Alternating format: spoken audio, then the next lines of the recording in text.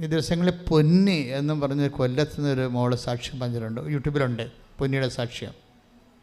അത് വ്യഥയാണ്, അതും ഇതുപോലെയുള്ള പ്രശ്നങ്ങളാണ്. അപ്പോൾ മനുഷ്യൻ്റെ എല്ലാ പ്രശ്നങ്ങളെയും, അതുകൊണ്ടാണ് ക്രിസ്തു എല്ലാമാണ് എല്ലാവരിലുമാണ്. പൊന്നി എന്താ പറയണത്? എനിക്ക് ബൈബിളൊന്നും കണ്ടിട്ടില്ലാണ്, ഉടമ്പടി എടുത്തിട്ടെന്നേ ഉള്ളൂ, എനിക്ക് ബൈബിൾ വായിക്കണമെന്ന് പറഞ്ഞപ്പോൾ എനിക്കത് എങ്ങനെയാണ് വായിക്കേണ്ടതെന്ന് അറിയത്തില്ല. അതുകൊണ്ട് ഞാൻ യൂട്യൂബിൽ സെർച്ച് ചെയ്ത് ബൈബിൾ എങ്ങനെയാണ് വായിക്കേണ്ടതെന്ന്.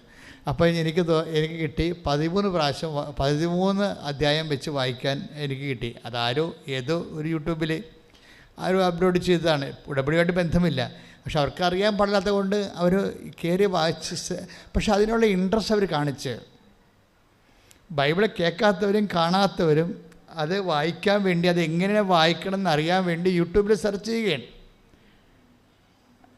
അപ്പോൾ 13 അധ്യായം വെച്ച് വായിക്കാൻ പറഞ്ഞു, 13 അധ്യായം വായിക്കാൻ പറഞ്ഞു. അപ്പം ഞാൻ ഈശോയോട് പറഞ്ഞു, ഈശോ ഞാൻ 13 അധ്യായം വായിക്കും, 13ാമത്തെ അധ്യായത്തിൽ നീ എന്നെ സഹായിക്കണം. അത് ഈശോയുമായിട്ടൊരു നമ്മുടെ ആന്തരിക ഉള്ളിലുള്ള ഒരു ഉടമ്പടിക്കുള്ളിലെ ഉടമ്പടിയാണ്. കാര്യം നമുക്ക് ഉടമ്പടി വരുമ്പോൾ ഉണ്ടാകുന്ന വിഷയം ഈശോ പ്രസൻസ് നമുക്ക് ഫീൽ ചെയ്യും. പിന്നെ നമുക്ക് നമ്മുടേതായിട്ടുള്ള ആധ്യാത്മിക ഔത്സുക്യത്തിന് വേണ്ടി, അതുപോലെ തന്നെ നമ്മുടെ ജീവിതത്തിൽ ഈശോ ഇടപെടേണ്ട എല്ലാ സാഹചര്യങ്ങളെ ബൈബിള് ഉയർത്തി കാണിക്കുന്നുണ്ട്. ഇന്ന സാഹചര്യങ്ങളിൽ ഈശോ ഇടപെടും ഇന്ന സാഹചര്യങ്ങളെന്ന് പറയുമ്പോൾ നമ്മൾ കൊളോസ്യസ് 3:11 ആണ് ഉടമ്പടിയുടെ അനുഭവ തലങ്ങളുടെ ഒരു അടിത്തറയെന്ന് പറയുന്നത്. എന്താണ്? ക്രിസ്തു എല്ലാമാണ്. വായിച്ചോളൂ 3:11. ശ്രദ്ധിക്കട്ടെ. ഹല്ലേലൂയ. കൊളോസ്യസ് 3:11. ഇവിടെ ഗ്രീക്കുകാരനെന്നോ, ഇവിടെ ഗ്രീക്കുകാരനെന്നോ, യഹൂദനെന്നോ, പരിച്ഛേദിതനെന്നോ, അപരിച്ഛേദിതനെന്നോ, അപരിഷ്കൃതനെന്നോ, സിദിയനെന്നോ, അടിമയെന്നോ, സ്വതന്ത്രനെന്നോ വ്യത്യാസമില്ല. പിന്നെയോ ക്രിസ്തു എല്ലാമാണ്, എല്ലാവരിലുമാണ്. ഹല്ലേലൂയ,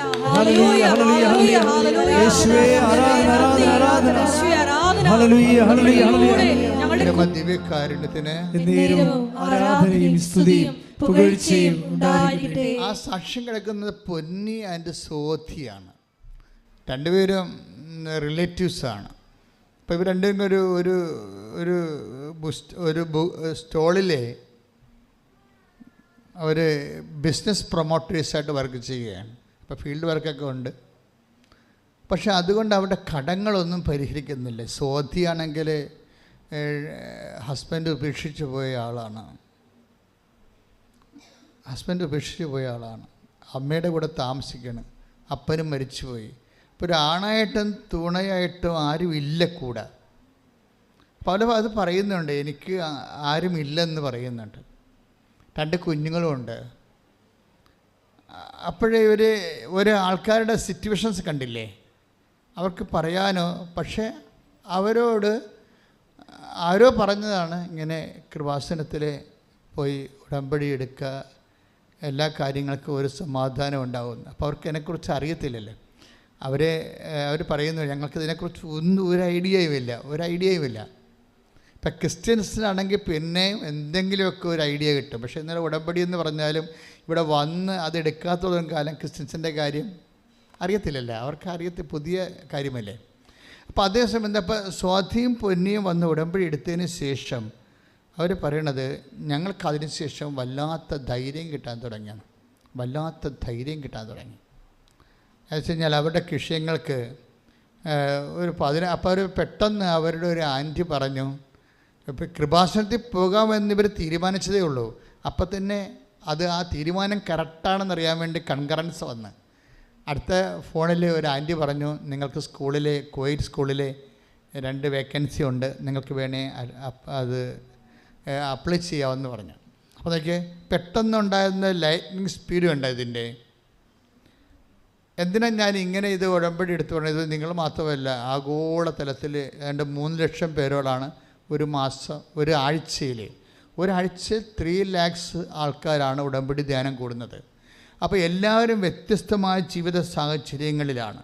അപ്പോൾ നമുക്ക് എല്ലാവരെയും ഈശോ അഡ്രസ്സ് ചെയ്യണം ഇതിലൂടെ. ഒന്ന് പ്രാർത്ഥിച്ച്, കർത്താവായ ദൈവമേ, ഈ ഉടമ്പടി ധ്യാനം കൂടുന്ന എല്ലാ ഭൂഖണ്ഡങ്ങളിലുള്ള എല്ലാവരുടെ ജീവിത പ്രശ്നങ്ങളെ, ആധികളെ, വ്യാധികളെ, വ്യഥകളെ ഞങ്ങൾ അങ്ങയുടെ തിരുസന്നിധിയിൽ സമർപ്പിക്കുന്നു. അമ്മേ പരിശുദ്ധമ്മേ, കാനായിൽ എന്നതുപോലെ എല്ലാ മക്കൾക്ക് വേണ്ടി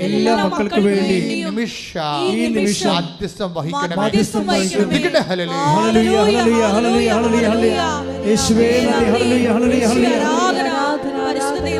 പരമദിവ്യകാരുണ്യത്തിന് അപ്പൊ ഈ 13 ചാപ്റ്റർ വായിക്കണമെന്നാണ് അതിലെഴുതിയിരിക്കുന്നത്. അപ്പോൾ ഓരോ ദിവസവും ഓരോ ചാപ്റ്റർ പൊന്നിയും അതുപോലെ സ്വാതിയും വായിക്കുകയാണ്. ഓരോ ചാപ്റ്റർ ഒന്ന് എല്ലാവർക്കും മനസ്സിലായെന്നറിയത്തില്ല.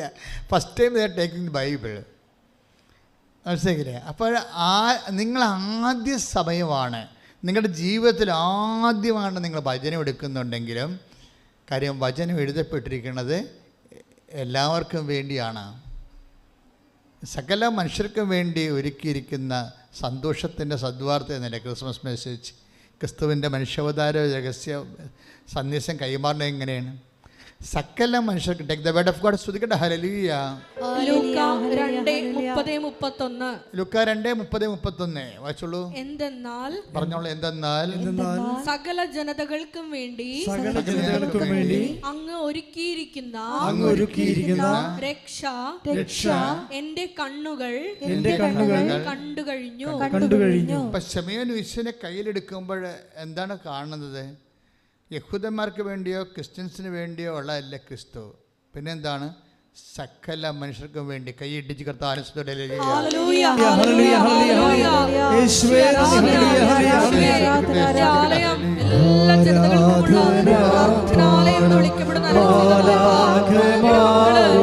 ഒന്നിച്ചുകൂടി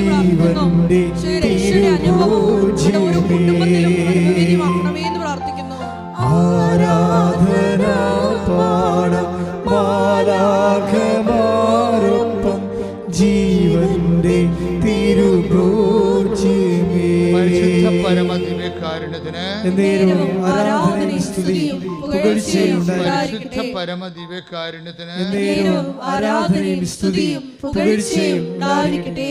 എൻ്റെ പ്രിയപ്പെട്ടവർ, ഇത്രയും സിമ്പിളാണ്. അതായത് ഇപ്പോൾ സ്വാതിയുടെയും പൊന്നിയുടെയും വിഷയം എന്താണ്? അവർ ഈ മാർക്കറ്റിങ് ഈ ഷോപ്പിൽ നിന്നതുകൊണ്ട് അവിടെ 2 കുഞ്ഞുങ്ങളെ പഠിപ്പിക്കാൻ പറ്റണില്ല. അവർക്ക് തന്നെ കടങ്ങളുണ്ട്, അത് കൊടുക്കാനും പറ്റണില്ല, കടം വീട്ടാനും പറ്റണില്ല, ഭക്ഷണം കഴിക്കാനും പറ്റണില്ല, കാര്യം കുഞ്ഞുങ്ങളെ പഠിപ്പിക്കാനും പറ്റണില്ല. ഇതാണ് വ്യഥ എന്ന് പറയണത്. ഇതാണ് വ്യഥ. വ്യഥയാണ് ക്രിസ്തു അഡ്രസ്സ് ചെയ്യുന്ന ഒരു കാര്യം. രോഗങ്ങളുണ്ട്, ജീവിത പ്രശ്നങ്ങളുണ്ട്. ജീവിത പ്രശ്നങ്ങളിലൂടെ എന്തുകൊണ്ടാണ് ഞാൻ ജപ്തി നടപടിയുള്ളവരെല്ലാം എല്ലാ ദിവസവും അച്ഛനെ കാണാൻ അനുവദിക്കുമെന്ന് പറഞ്ഞതാണ്. നമുക്കൊരു ദിവസം 500-600 ഉടമ്പടി നടക്കും. ഇപ്പം ഇതിനകത്ത് ആൾക്കാരെല്ലാം കാണത്തില്ല. കാണുന്ന ആരെയാണ്? മോസ്റ്റ് സീരിയസ് ആയിട്ടുള്ള ആൾക്കാരെ കാണും, ഏറ്റവും അർജൻസി ആയിട്ടുള്ള ആൾക്കാരെ കാണും. അതിൻ്റെ രേഖ ഒരു ഓഫീസിൽ കാണിച്ചാൽ കാണാൻ പറ്റും. ഞാൻ എന്താ അത് എടുക്കുന്നത്? ഞാൻ വളരെ സിമ്പിളായിട്ട് അത് എടുക്കണേ. എന്താ കാര്യം? അത് അഷുറൻസിലുള്ളതാണ്, കർത്താവിൻ്റെ വാഗ്ദാനങ്ങളുള്ളതാണ്. ഞാൻ നിങ്ങൾക്ക് ഒരു പ്രശ്നം ഉണ്ടാകുമ്പോൾ ഞാൻ നോക്കുന്നത് ഇത് വാഗ്ദാനത്തിലുള്ളതാണോ എന്ന് നോക്കും. വാഗ്ദാനത്തിലുള്ളതാണെങ്കിൽ നമുക്ക് അവകാശമുണ്ടാകും. മനസ്സിലായില്ലേ? അതാണ് വിഷയം. വാഗ്ദാനത്തിലുള്ളതാണെങ്കിൽ അവകാശമുണ്ട്. ഇപ്പോൾ വ്യഥകളെ ആശ്വസിപ്പിക്കുന്നത് വാഗ്ദാനത്തിലുള്ളതാണ്. അതിനുവേണ്ടി വാഗ്ദാനങ്ങളുടെ സാകല്യമാണ് ജീസസ്.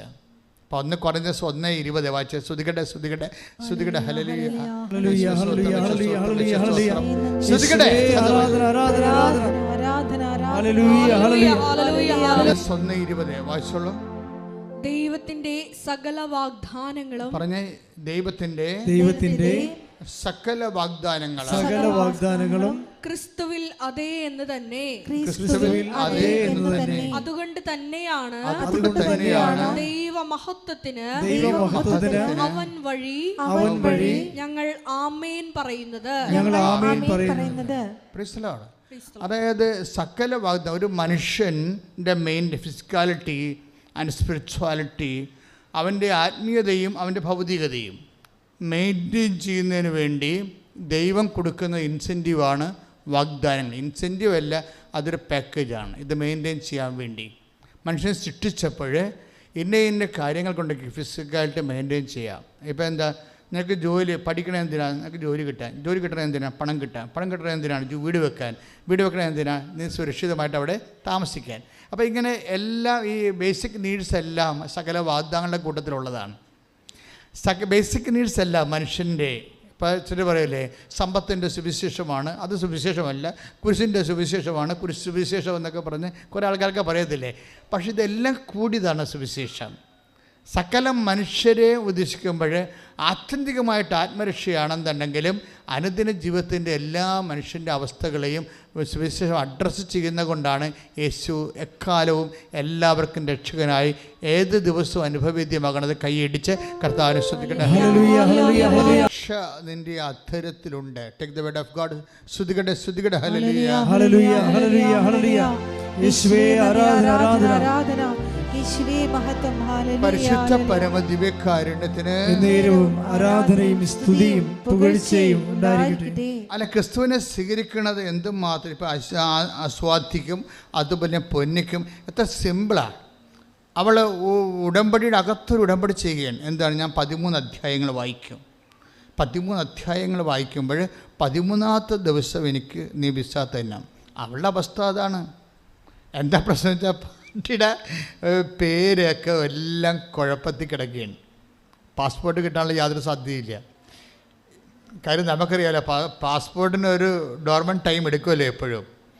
പക്ഷെ അത്രയും ടൈം ഇല്ല. വേറെ ആൾക്കാർ അതിൻ്റെ അകത്ത് കയറിപ്പോവും. സ്കൂളിലെ 2 വേക്കൻസിയാണ്. സ്വിപ്പേഴ്സ് വേക്കൻസിയാണ്, പക്ഷേ നല്ല കാശ് കിട്ടും. അപ്പോൾ ഇവിടെ ഈ കടയുടെ അകത്ത് കയറി നിന്ന് വേര് പിടിച്ച് ജീവിതം കളയേണ്ട കാര്യമില്ല. അപ്പോൾ പിടിവള്ളി കിട്ടിയിരിക്കുന്നതാണ്. ആ പിടിവള്ളിയെ കൂടി പതുക്കെ കയറുമ്പോൾ കർത്താവുമായിട്ട് ഉള്ളിൻ്റെ അകത്ത് ഉടമ്പടിയുടെ അകത്ത് take the word of God. റോമ 10:8 ഒന്ന് പറഞ്ഞ റോമ 10:8 പറഞ്ഞോളൂ. വചനം നിനക്ക് സമീപസ്ഥമാണ്. വചനം നിനക്ക് സമീപസ്ഥമാണ്. വചനം നിനക്ക് സമീപസ്ഥമാണ്. നിന്റെ അധരത്തിലും നിന്റെ അധരത്തിലും നിന്റെ ഹൃദയത്തിലും അതുണ്ട്. ഞങ്ങൾ പ്രസംഗിക്കുന്ന വിശ്വാസത്തിന്റെ വചനം തന്നെ. ഇപ്പൊ ഒന്നിന് പറഞ്ഞേ, ഒന്ന് വചനം നിനക്ക് സമീപസ്ഥമാണ്. പറഞ്ഞേ, വചനം നിനക്ക് സമീപസ്ഥമാണ്. ദാറ്റ് മീൻസ് വചനം നിനക്ക് സമീപസ്ഥമാണെന്ന് പറയുമ്പോൾ ബൈബിൾ എഴുതിയിരിക്കുന്ന വചനം എന്നല്ല എൻ്റെ അർത്ഥം. വചനം ക്രിസ്തുവാണ്. ക്രിസ്തു നിനക്ക് സമീപസ്ഥമാണ്. കൈയടിച്ച് കർത്താവിനെ സ്തുതിക്കുക. ക്രിസ്തു നിനക്ക് സമീപസ്ഥമാണ്. അപ്പോൾ ഇതൊരു സങ്കീർണമായ എപ്പോഴും വിഷയം ക്രിസ്തുവിനെ എങ്ങനെ സങ്കീർണമാക്കാവുന്നതാണ് പലപ്പോഴും പല ആശയവേദികളിലും പഠനങ്ങളും ഡിസ്കഷനും നടക്കുന്നത്. പിശാച് ഇത്രയും സുന്ദരമായ രീതിയിലാണ് ക്രിസ്തുവിനെ മനുഷ്യഹൃദയത്തിൽ നിന്ന് ഒഴിവാക്കണമെന്ന്. വഴിയരികിൽ വിത്തുകളെ ചില വിത്തുകൾ വഴിയരികിൽ വീണെന്ന് നമ്മൾ പറഞ്ഞിട്ടില്ലേ? ഇപ്പോൾ ലുക്കാൻ്റെ സുവിശേഷത്തിലെ മത്തായ സുവിശേഷം 13:9 തൊട്ടുള്ള വചനങ്ങൾ. ചില വിത്തുകൾ, അത് 1 തൊട്ടുള്ള വചനങ്ങളുണ്ട്. അതിൽ ചില വിത്തുകൾ വഴിയരികിൽ വീണു, പറവകൾ വന്ന് അതിനെ കൊത്തിക്കൊണ്ട് പോയി. ശ്രുതികട്ടെ. ഹല്ലേലൂയ. മത്തായി 13:4 അവൻ വിതച്ചപ്പോൾ വിത്തുകളിൽ കുറെ വഴിയരികിൽ വീണു. പക്ഷികൾ വന്ന് അത് തിന്നു. പക്ഷെ അവന് പകരം ഇന്ന് വചനം വിതക്കണത് ആരാണ്? സഭയല്ലേ വിതക്കുന്നത്? അല്ലേ? സഭയല്ലേ വചനം വിതക്കണത്? അപ്പം സഭ വചനം വിതക്കുമ്പോൾ എന്തുകൊണ്ടാണ് കുറേ എണ്ണം വഴിയരികി വീഴണത്? അതിൻ്റെ കാരണം ഇവർ സങ്കീർണമാക്കണത് കൊണ്ടാണ്. ക്രിസ്തുവിനെ സങ്കീർണമാക്കി കളയും. ക്രിസ്തുവിനെ സങ്കീർണമാക്കി കഴിയുമ്പോൾ ആർക്കും അതിൻ്റെ അകത്ത് കടക്കാൻ പറ്റത്തില്ല. നിങ്ങളതിൽ കടന്നില്ല, കടക്കാൻ വന്നവരെ നിങ്ങൾ തടഞ്ഞു എന്നൊക്കെ പറയത്തില്ലേ? ഇത് എല്ലാ കാലങ്ങളിലും നടക്കുന്ന ഒരു സംഭവമാണ്. അതായത് എന്തുമാത്രം ഇതിനെ സങ്കീർണമാക്കാൻ പറ്റുമെന്നുള്ളത് സാത്താൻ ഗവേഷണം നടത്തുന്ന ഒരു ഏറ്റവും വലിയ വിഷയമാണ്. വചനത്തെ എന്തുമാത്രം സങ്കീർണമാക്കാം, സാധാരണ ജനങ്ങൾക്ക് ഇത് എങ്ങനെ അപ്രാപ്യമാക്കാം, എങ്ങനെ രക്ഷയെ അട്ടിമറിക്കാം. പക്ഷേ ഇത് സെൻറ്റ് പോൾ എന്താ പറയുന്നത്? It is very simple. ക്രിസ്തു വചനം നിങ്ങൾക്ക് സമീപസ്ഥമാണ്. നിങ്ങൾ എന്താ ചെയ്യേണ്ടത്? അന്ന് വിശ്വസിച്ചാൽ മാത്രം മതിയെന്ന്. കൈയിടിച്ച് കർത്താവിനെ സ്തുതി. ഹല്ലേലൂയ, ഹല്ലേലൂയ, ഹല്ലേലൂയ. യേശുവേ സ്തുതി. ഹല്ലേലൂയ, ഹല്ലേലൂയ. പരിശുദ്ധ പരമ ദിവ്യകാരുണ്യത്തിന് എന്നേരവും ആരാധനയും സ്തുതിയും പുകഴ്ചയും ഉണ്ടായിരിക്കട്ടെ. ഇപ്പോൾ പാസ്പോർട്ടിൻ്റെ അത് ഡേറ്റിൻ്റെ പ്രശ്നമുണ്ട്, ജനനത്തീയ പ്രശ്നമുണ്ട്, പേരിൻ്റെ പ്രശ്നമുണ്ട്. ഇതെല്ലാം വന്നിട്ട് പാസ്പോർട്ടിൻ്റെ 1ാം കൗണ്ടർ 2ാം കൗണ്ടറിലൊക്കെ ഇവർ റിജക്റ്റ് ചെയ്യും.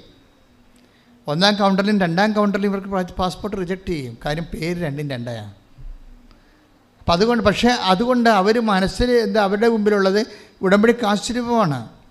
ഉടമ്പടി കാശുരൂപം വിളിച്ചുകൊണ്ട് 1ാം കൗണ്ടറും 2ാം കൗണ്ടർ റിജക്റ്റ് ചെയ്ത പാസ്പോർട്ടുമായിട്ട് പാസ്പോർട്ടിൻ്റെ അപേക്ഷയുമായിട്ട് ഒരു 3ാം കൗണ്ടറിലേക്ക് പോകും.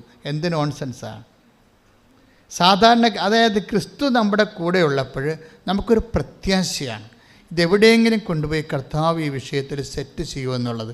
3ാം കൗണ്ടറിൽ ചെന്നപ്പോൾ ഈ 2ാം കൗണ്ടറുകാരൻ 3ാം കൗണ്ടർ ഒന്നിച്ചും പറയുന്നത് ഈ പാസ്പോർട്ട് കൊടുക്കാൻ പറ്റത്തില്ല, ഇതിന് ഇങ്ങനെയുള്ള കുഴപ്പങ്ങളുണ്ടെന്ന്. ഉടനെ ഈ 3ാമത്തെ കൗണ്ടറിലിരിക്കുന്ന ഓഫീസർ പറയുന്നത് ഇങ്ങനെയുള്ള കാര്യമൊന്നും ഇപ്പം നോക്കണില്ല, ഇവർക്ക് ഞാൻ പാസ്പോർട്ട് കൊടുക്കുകയാണെന്ന്. കൈ ഇടിച്ച് കർത്താവിനെ എപ്പോഴും ശ്രദ്ധിക്കേണ്ട വിഷയം, നിങ്ങളുടെ ജീവിതത്തിൻ്റെ പ്രശ്നങ്ങൾ എന്താണെങ്കിലും അതിന് ക്രിസ്തുവിൽ പരിഹാരമുണ്ട്. ക്രിസ്തുവിനെ സ്വീകരിക്കുന്നത് സിമ്പിളാണ്.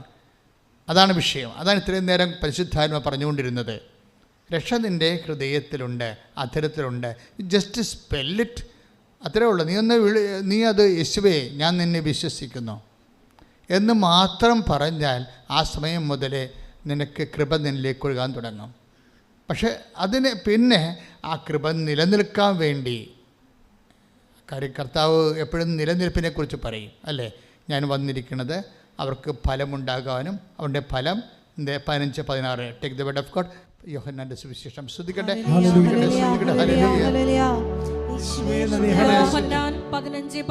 യോഹന്നാൻ 15:16 നിങ്ങൾ പോയി ഫലം പുറപ്പെടുവിക്കുന്നതിനും ഒന്ന് പറഞ്ഞു. നിങ്ങൾ പോയി ഫലം പുറപ്പെടുവിക്കുന്നതിനും നിങ്ങളുടെ ഫലം നിലനിൽക്കുന്നതിനും വേണ്ടി ഞാൻ നിങ്ങളെ നിയോഗിച്ചിരിക്കുന്നു. സോ ദിസ് എ വിഷയം. അതായത് നമുക്ക് ലഭിക്കുന്നതിന് ഓൺലി സിംഗിൾ മെക്കാനിസമേ ഉള്ളൂ. Just believe in it. കർത്താവിനെ ഞാൻ വിശ്വസിക്കുന്നു എന്ന് പറഞ്ഞാൽ അനുഗ്രഹത്തിൻ്റെ വാതിൽ ഓപ്പൺ ചെയ്യും. പക്ഷേ അനുഗ്രഹത്തിനൊരു പ്രോബ്ലം ഉണ്ട്. അനുഗ്രഹം നമുക്ക് അവകാശമാക്കുകയും അനുഭവിക്കുകയും വേണ്ടേ. 2 കാര്യങ്ങളുണ്ട്. അനുഗ്രഹം അനുഭവവേദ്യമാകണം അല്ലേ. അപ്പം അനുഭവവേദ്യമാകണമെങ്കിലാണ് പിന്നീട് നമ്മളത് വിശുദ്ധിയിൽ നിലനിൽക്കേണ്ട ആവശ്യമൊക്കെ വരുന്നത്. അവിടെയാണ് വിഷയം. അത് അനുഭവവേദ്യമാകുക എന്നുള്ളത് ഇപ്പോൾ അനുഭവിക്കാൻ യോഗ്യമില്ലാതിരിക്കുന്നവരില്ലേ. അപ്പോൾ നമുക്ക് അനുഗ്രഹം കിട്ടിയാൽ മാത്രം പോരാ, ആ അനുഗ്രഹത്തിൽ നമ്മൾ നിലനിൽക്കണം. അനുഭവവേദ്യമാകണം നമുക്ക്. അപ്പോൾ അനുഭവവേദ്യമാകണമെന്നുണ്ടെങ്കിൽ ഇപ്പോൾ അവർ കേട്ട വചനം അവർക്ക് അനുഭവപ്പെട്ടില്ല. അനുഭവപ്പെടാതിരിക്കാനൊക്കെ ഇപ്പോൾ ഹെബ്രായർ 4:2 നമ്മൾ ഇടയ്ക്ക് വായിക്കുന്നില്ലേ? ഒന്ന് വായിച്ചോളൂ. ശ്രുതികട്ടെ. ഹെബ്രായർ 4:2 അവർ കേട്ട വചനം അവർക്ക് പ്രയോജനപ്പെട്ടില്ല. കാരണം അവർ അത് വിശ്വസിച്ചില്ല. അപ്പം വിശ്വാസത്തിൻ്റെ കൂടെ വരുന്ന സംഭവമാണ് വിശുദ്ധി എന്ന് പറയുന്നത്. വിശ്വാസത്തിൻ്റെ കൂടെയാണ്. ഇപ്പം വിശ്വാസമുണ്ടോ, അതിനെ ഓട്ടോമാറ്റിക്കായിട്ട് നീ ദൈവത്തെ സ്നേഹിക്കുകയും അതുപോലെ തന്നെ ആ ദൈവത്തിൻ്റെ ചൈതന്യത്തിൽ ജീവിക്കുകയും ചെയ്യുമ്പോൾ സ്വാഭാവികമായിട്ടും നമ്മളിൽ നിന്ന് ദൈവം അതീവ വിശുദ്ധയായതുകൊണ്ട് നമ്മൾ ദൈവത്തിൻ്റെ അനുഗ്രഹം പ്രാപിക്കാൻ ദൈവത്തിനെ പോലെ നമ്മൾ വിശുദ്ധിയിലേക്ക് വരണം. ദൈവത്തിൻ്റെ പോലെ നമ്മൾ വിശുദ്ധിയാണല്ലോ. അല്ലെങ്കിൽ ആത്മാർത്ഥമായ പരിശ്രമം നമ്മുടെ ഭാഗത്തുനിന്ന് വിശുദ്ധിക്ക് ഉണ്ടാകണം. അതുകൊണ്ടാണ് ദൈവം കുറ്റമറ്റവനായിരിക്കണം എന്ന് പറയണത്. ഇപ്പം നമ്മൾ എബ്രാഹത്തിനോട് ഉടമ്പടി ചെയ്യത്തില്ലേ? അപ്പോൾ ദൈവം എന്താ പറയണത്? നീ എൻ്റെ മുമ്പാകെ വേപരിക്കണം. 17:3 ഉൽപ്പത്തി പുസ്തകം. ശ്രുതികട്ടെ. ഹല്ലേലൂയ. ഉൽപ്പത്തി 17:1 സർവശക്തനായ ദൈവമാണ് ഞാൻ. എന്റെ മുമ്പിൽ വ്യാപരിക്കുക. കുറ്റമറ്റവനായി വർത്തിക്കുക. ഈ കുറ്റമറ്റവനായി, അതായത് കുറ്റമറ്റവനായി നിൽക്കാൻ വേണ്ടിയാണ്. കാര്യം വെച്ചാൽ നമ്മളുടെ ഭാഗ്യങ്ങളെല്ലാം അനുഗ്രഹങ്ങളെല്ലാം നിലനിൽക്കുന്നത്, നമ്മൾ ദൈവത്തിൽ നിന്ന് നമുക്ക് ലഭിക്കുന്ന അനുഗ്രഹങ്ങൾ നിലനിൽക്കുന്നത് നമ്മളുടെ കുറ്റമറ്റ അവസ്ഥകളിലാണ് ഇത് കൂടുതൽ വർക്ക് ചെയ്യണത്. മനസ്സിലായില്ലേ? അതുകൊണ്ടാണ് ദൈവം കുറ്റമറ്റവൻ. ദൈവം ആരാണ്? ഇപ്പോൾ 32-ാമത് സങ്കീർത്തനം, take the word of God 32:2. ശ്രുതികട്ടെ ഹല്ലേലൂയ ഹല്ലേലൂയ ഹല്ലേലൂയ ഹല്ലേലൂയ. യേശുവേ നന്ദി, യേശുവേ സ്തുതി. ഹല്ലേലൂയ. യേശുവേ ആരാധന ആരാധന. ഹല്ലേലൂയ. സങ്കീർത്തനം 32:2. സങ്കീർത്തനം 32:2. കർത്താവ് കുറ്റം ചുമത്താത്തവനും, പറഞ്ഞ കർത്താവ് കുറ്റം ചുമത്താത്തവനും, കർത്താവ് കുറ്റം ചുമത്താത്തവനും, ഹൃദയത്തിൽ വഞ്ചനയില്ലാത്തവനും, ഹൃദയത്തിൽ വഞ്ചനയില്ലാത്തവനും ഭാഗ്യവാൻ. ഭാഗ്യവാൻ. അത് ഭാഗ്യവാൻ എന്ന് വെച്ച് കഴിഞ്ഞാൽ ഇപ്പം അമ്മ തന്നെ പറയും, എല്ലാ തലമുറകളും എന്നെ ഭാഗ്യവതി എന്ന് കീർത്തിക്കും. എന്താ കാരണം? കർത്താവ് കുറ്റം ചുമത്താൻ പറ്റാത്ത അമ്മയുടെ ആത്മീയ കരുത്തെന്ന് പറയുന്നത് അതാണ്. എന്താണ്? എല്ലാ take the word of God, എല്ലാ തലമുറകളും എന്നെ ഭാഗ്യവതി എന്ന് കീർത്തിക്കും. സ്തുതിക്കട്ടെ. ഹല്ലേലൂയ. യേശുവേ സ്തോത്രം. ഹല്ലേലൂയ ഹല്ലേലൂയ ഹല്ലേലൂയ ഹല്ലേലൂയ ഹല്ലേലൂയ. സ്തുതി. യേശുവേ സ്തുതിക്കട്ടെ തലമുറകളോ. ലൂക്ക 1:48. ലുക്ക 1:48. അവിടുന്ന് തന്റെ ദാസിയുടെ താഴ്മയെ കടാക്ഷിച്ചു. ഇപ്പോൾ മുതൽ സകല തലമുറകളും എന്നെ ഭാഗ്യവതി എന്ന് പ്രകീർത്തിക്കും. നമ്മൾ ക്രിസ്തുവിലെ ആയിരിക്കുമ്പോൾ പുതിയ സൃഷ്ടിയായിരിക്കുകയാണ്. ഈ പുതിയ സൃഷ്ടിയാണ് take the word of God, ക്രിസ്തുവിലായിരിക്കുന്ന പുതിയ സൃഷ്ടിയാണ്. ശ്രുതിക്കട്ടെ ശ്രുതിക്കട്ടെ. ഹല്ലേലൂയ ഹല്ലേലൂയ ഹല്ലേലൂയ ഹല്ലേലൂയ ഹല്ലേലൂയ ഹല്ലേലൂയ. 2 കൊരിന്തോസ് 5:17. 1 കൊരിന്തോസ് 5:17 വായിച്ചോളൂ. ക്രിസ്തുവിൽ ആയിരിക്കുന്നവൻ പുതിയ സൃഷ്ടിയാണ്. പഴയത് കടന്നുപോയി, ഇതാ പുതിയത് വന്നു കഴിഞ്ഞു. അപ്പൊ ക്രിസ്തുവിലായിരിക്കുന്ന ആൾക്കാരാണ് പുതിയ സൃഷ്ടിയാണ്. അവരുടെ അവകാശം ഓഹരിയും എന്താണ്? അവരെ സകല തലമുറകളും ഭാഗ്യവതി എന്ന്. അമ്മ മാത്രമല്ല, ആരെല്ലാം ക്രിസ്തുവിലായിരിക്കുന്നുവോ, ആരെല്ലാം ക്രിസ്തുവിൻ്റെ വചനത്തിന് അനുപേക്ഷമായി ജീവിക്കുന്നുവോ, അവരെ എല്ലാം ദൈവം സകല തലമുറകളും ഭാഗ്യവതി ഭാഗ്യവാൻ എന്ന് പ്രകീർത്തിക്കും. കൈയടിച്ച് കർത്താവിനെ. എന്തുകൊണ്ടെന്നാൽ ദൈവരാജ്യം അവിടേതാകുന്നു. മലയിലെ പ്രസംഗമാണ് സംഭവം. പക്ഷേ ഈ മലയിലെ പ്രസംഗത്തിൻ്റെ വചനം മാംസം ധരിച്ച രൂപമാണ് പരിശുദ്ധ അമ്മ. മലയിലെ പ്രസംഗമാണ് 5:3 വരണത് അല്ലേ? എന്താ പറയണത്? ഈശോ പറഞ്ഞ ആദ്യം ആത്മാവിൽ ആത്മാവിൽ ദാരിദ്ര്യമുള്ളവർ ഭാഗ്യവാന്മാർ. അപ്പൊ ശരീരത്തിന്റെ സമ്പത്ത് എന്താ നമുക്കറിയാം. പൊന്ന് അല്ലേ, പറമ്പ് എല്ലാം ശരീരത്തിന്റെ സമ്പത്താണ്. ആത്മാവിൻ്റെ സമ്പത്ത് എന്താണ്? ദൈവമാണ് ആത്മാവിൻ്റെ സമ്പത്ത്. ദൈവമാണ് എനിക്കില്ലല്ലോ എന്ന് എന്തെല്ലാം കിട്ടിയാലും നേടിയാലും ജോലി കിട്ടിയാലും അതുപോലെ തന്നെ നീ വിചാരിക്കുന്ന എല്ലാം നടന്നാലും പക്ഷേ ദൈവത്തിനെക്കുറിച്ച് നിനക്ക് ദൈവമില്ലല്ലോ. ദൈവമാണ് ഏറ്റവും വലുത്, എൻ്റെ ജോലിയേക്കാൾ വലുത്, എൻ്റെ വീടിനേക്കാൾ വലുത്, അതുപോലെ എൻ്റെ ജീവിത സാഹചര്യങ്ങളെക്കാൾ വലുത് ദൈവമാണെന്ന് തോന്നുമ്പോഴാണ് ഈ ആത്മാവിൽ ദാരിദ്ര്യം ഉണ്ടാകുന്നത്. മനസ്സിലായ? നമ്മളെ സംബന്ധിച്ചിടത്തോളം നമ്മുടെ ശരീരത്തിൻ്റെ ദാരിദ്ര്യം മാറ്റാനാണ് ദൈവത്തിൽ അത് അറിവില്ലായ്മ കൊണ്ട് എന്നാണ് ശരീരത്തിൻ്റെ ദാരിദ്ര്യം. വീട്, ജോലി, വിവാഹം ഇങ്ങനെയുള്ള കാര്യങ്ങൾക്കാണ് നമ്മൾ ഉടമ്പടി ചെയ്യണത്. പക്ഷേ ഈ വിഷയത്തിൽ എപ്പോഴും നമ്മൾ ശ്രദ്ധിക്കേണ്ടത് ദൈവത്തിൻ്റെ ഈശോ അമ്മയെ സകല തലമുറകളും ഭാഗ്യവതി കീർത്തിക്കുമ്പോൾ അത് തന്നെയാണ് ക്രിസ്തു പറയണത്. എങ്ങനെയാണ്? അമ്മയെ മാത്രമല്ല, ആരെല്ലാം ക്രിസ്തുവിനെ സ്വീകരിക്കുന്നുവോ അവരെല്ലാം തലമുറകൾ തോറും അവർ ഭാഗ്യവതിയാകും. അതായത് ജന്മജന്മാന്തരങ്ങളും ഈ ജന്മത്തിൻ്റെ അപ്പുറത്തേക്കും നമ്മൾ ദൈവം ഭാഗ്യവാൻ. കാര്യം ദൈവം ഭാഗ്യവാൻ എന്ന് വിളിക്കുന്നവനാണല്ലോ ഭാഗ്യവാൻ. അതല്ലേ നമ്മൾ 32-ാം സങ്കീർത്തനം 2 കണ്ടത്. ദൈവം ഭാഗ്യവാൻ എന്ന് വിളിക്കുന്നവനാണ് ഭാഗ്യവാൻ. ദൈവം കുറ്റം ആരോപിക്കാത്തവനാണ് ഭാഗ്യവാൻ. ദൈവം കുറ്റം ആരോപിക്കാതിരിക്കുമ്പോഴേ നമുക്കറിയാം. എപ്പോഴും നമ്മൾ ശ്രദ്ധിക്കേണ്ടത് ഉടമ്പടി പ്രൊമോട്ട് ചെയ്യുന്നത് ഒരു പക്കാ മരിയൻ സ്പിരിച്വാലിറ്റിയാണ്. മരിയൻ സ്പിരിച്വാലിറ്റി ചെയ്യാൻ വേണ്ടത് വചനം മാംസമാക്കിയതും വചനത്തെ വയറ്റിട്ട് വളർത്തിയതും വചനത്തെ വീട്ടിൽ നിർത്തി വളർത്തിയതും വചനത്തെ ലോകത്തിനെ ഏൽപ്പിച്ചതും എല്ലാം അമ്മ എന്ന് പറയുന്ന വലിയ യാഥാർത്ഥ്യമാണ്. അതുകൊണ്ട് അമ്മയുടെ സ്പിരിച്വാലിറ്റി, യേശുവിനെ സ്വീകരിക്കാനുള്ള ഒരു ആധ്യാത്മികതയുണ്ട്. യേശുവിനെ വയറ്റിട്ട് വളർത്താൻ അതിനുള്ള പേയ്മെൻ്റ് എല്ലാം കൊടുത്താണ് അമ്മ. നമ്മൾ ഔഷപിതാവ് സ്വന്തം ഭർത്താവ് വരെ ഉപേക്ഷിക്കുമെന്ന് കണ്ടപ്പോഴും ആ പേയ്മെൻറ്റ് കൊടുക്കുന്നതിൽ യാതൊരുവിധ കോംപ്രമൈസും അമ്മ ചെയ്തില്ല. വീട്ടിൽ കുറച്ച് അസ്വസ്ഥതയൊക്കെ ഉണ്ടായ സമയത്ത് അമ്മ അവിടുന്ന് എലിസബത്തിനെ ശുശ്രൂഷിക്കാൻ പോയി. എന്നാൽ എല്ലാ കാര്യങ്ങളും പ്രാർത്ഥനയിലായാലും ചില സമയത്ത് വചനത്തിൻ്റെ കൂടെ സ്വീകരിക്കുമ്പോൾ ഒറ്റക്ക് നടക്കേണ്ടി വരുമെന്നാണ് അമ്മ നമുക്ക് തരുന്നൊരു പാഠം. എലിസബത്തിനെ സ്വീകരിക്കാൻ പോയത് ബന്ധുക്കളെ സ്വന്തപ്പെട്ടവരല്ല, ഒറ്റക്കാണ് പോയത്. ക്രിസ്തുവിനെ സ്വീകരിക്കുന്നവർ ഇന്നല്ലെങ്കിൽ നാളെ അവർ ഏതെങ്കിലും സമയത്ത് ഒറ്റക്ക് നടക്കേണ്ടി വരും. അവരുടെ വിശ്വാസം, അവരുടെ ജീവിതം മറ്റുള്ളവർക്ക്, നിങ്ങളുടെ ആൻറ്റിമാർക്കോ അങ്ങളമാർക്കോ അയൽവാസികൾക്കോ മനസ്സിലാകണമെന്നില്ല. മറ്റുള്ളവരുടെ എല്ലാവരുടെയും സർട്ടിഫിക്കറ്റ് വാങ്ങിച്ചുകൊണ്ട് you cannot leave in as A Christian. നിങ്ങൾക്ക് മറ്റുള്ളവരുടെ സർട്ടിഫിക്കറ്റ് അംഗീകാരം വാങ്ങിച്ചുകൊണ്ട് നിങ്ങൾക്കൊരു ക്രിസ്ത്യാനിയായിട്ട് തുടരാൻ പറ്റത്തില്ല. സോ അതുകൊണ്ട് തന്നെ ക്രിസ്തുവിനെ സ്വീകരിക്കാൻ ഉദ്ദേശിക്കുന്നുണ്ടെങ്കിൽ, വിശ്വാസത്തോടെ സ്വീകരിക്കാൻ ഉദ്ദേശിക്കുന്നുണ്ടെങ്കിൽ ഇങ്ങനെയുള്ള കാഷ്വാലിറ്റിയിലും ഉണ്ടാവും. ചില സമയത്ത് നമ്മൾ ഒറ്റപ്പെടും, അമ്മയെപ്പോലെ. അപ്പോഴും ഏത് സമയത്തും നീ തയ്യാറായിരിക്കണം. എന്തിന് തയ്യാറായിരിക്കണം? ഹൃദയത്തെ സംഗ്രഹിക്കാൻ.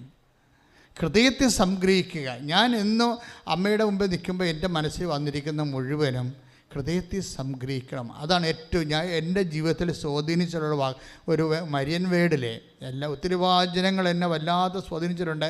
പക്ഷേ ഏറ്റവും കൂടുതൽ സ്വാധീനിച്ച വചനത്തിൻ്റെ മറിയത്തിൻ്റെ മരിയൻ വേർഡെന്ന് പറയുന്നത് ഹൃദയത്തെ സംഗ്രഹിക്കുകയാണ്. ഈ നമ്മുടെ ആത്മക്കരുത്ത് നമ്മൾ പ്രാപിക്കുന്നത് ഹൃദയത്തെ സംഗ്രഹിച്ചാണ്. എന്താണ് ഹൃദയത്തെ സംഗ്രഹിക്കണമെന്ന് പറയണമെന്ന് വെച്ച് കഴിഞ്ഞാൽ, ഇൻ കേസ് നമ്മുടെ ജീവിതത്തിൽ ചില ഷിഫ്റ്റിങ് നടക്കണം വിചാരിച്ചോ. നമ്മുടെ ജീവിതത്തിൽ ഇപ്പം നിങ്ങൾ ഉടമ്പടി എടുത്തവരാണ്. നിങ്ങളുടെ ഇപ്പോൾ ഏജൻറ്റ് ഒരു ഡേറ്റ് പറയും. ഏജൻറ്റുമാർ ഡേറ്റ് പറഞ്ഞപ്പോൾ നിങ്ങളുടെ പ്രഷറും ഏജൻറ്റ് പറഞ്ഞ ഡേറ്റും തമ്മിൽ അല്ലേ കണക്റ്റഡ് ആയിരിക്കണത്. ഏജൻറ്റ് പറഞ്ഞ ഡേറ്റിന് സംഭവം നടക്കാതെ വരുമ്പോൾ നിങ്ങൾക്ക് പ്രഷർ കൂടും, അതില്ലേ? അപ്പോൾ നിങ്ങളോട് പച്ചത്തിരി കത്തിച്ചാൽ പ്രാർത്ഥിച്ചിട്ട് പിന്നെയും പ്രഷറിൽ പ്രാർത്ഥിക്കും. ഇത് മുഴുവനായിട്ട് നിങ്ങളെ ക്രിസ്തുവിന് വിട്ടുകൊടുക്കണം. മനസ്സിലായോ? ആരുടെയും വാക്കിൽ അമിതമായി വിശ്വസിച്ചിട്ട് ഒരു കഥയുമില്ല. ദൈവത്തിൻ്റെ വാക്കിൽ മാത്രമേ നമുക്ക് അമിതമായി വിശ്വസിക്കാൻ പറ്റത്തുള്ളൂ. മറ്റുള്ള വാക്കിൽ. അതുകൊണ്ട് ആദ്യമേ തന്നെ കുറച്ച് ഇളച്ച് കൂട്ടുന്നതായിരിക്കും എപ്പോഴും നല്ലത്. ആദ്യമേ തന്നെ ഇളച്ച് കൂട്ടണം. എന്ന് വെച്ച് കഴിഞ്ഞാൽ കർത്താവിനെ നമ്മൾ എപ്പോഴും ശ്രദ്ധിക്കേണ്ടത്, പ്രഷർ കുറയ്ക്കണമെങ്കിൽ മറ്റുള്ളവരുടെ ഡേറ്റുകൾ അവർ പറയുന്ന അഷ്വറൻസിൽ ഓവറായിട്ട് നമ്മൾ ആശ്രയം വെക്കരുത്. അത് ചിലപ്പോൾ നടക്കാം. ചിലപ്പോൾ കടക്കാർ 10 ലക്ഷം രൂപ അല്ലെങ്കിൽ 5 ലക്ഷം രൂപ നിനക്ക് ഇന്ന ദിവസം തരാമെന്ന് പറഞ്ഞു. നീ അത് തരുമോ? തന്നില്ലേ എന്ത് ചെയ്യും? അങ്ങനെയൊക്കെ ഇരുന്ന് ചിലപ്പോൾ തന്നില്ലെന്ന് വരും, ചിലപ്പോൾ തരും. പക്ഷേ ഇതിൻ്റെ അകത്തെല്ലാം നിൻ്റെ ഒരിക്കലും ആലോചനകളും എപ്പോഴും നിൻ്റെ ധാരണകളും അതുപോലെ തന്നെ നിൻ്റെ സ്വസ്ഥതകളുമെല്ലാം മനുഷ്യന്മാരുടെ വാക്കിൽ ഇങ്ങനെ വിശ്വസിച്ചു കൊണ്ടാണ്. ഇത് റീഫോർമാറ്റ് ചെയ്യേണ്ടി വരും. പ്രാർത്ഥിക്കുക, കർത്താവ് ദൈവമേ, എൻ്റെ ഒരു ആശ്വാസവും മനുഷ്യന്മാരുടെ വാക്കിലെ വിശ്വസിക്കാതിരിക്കാനും നിന്നിൽ ആശ്രയിക്കാനും എന്നെ അഭിഷേകം ചെയ്യണമേ.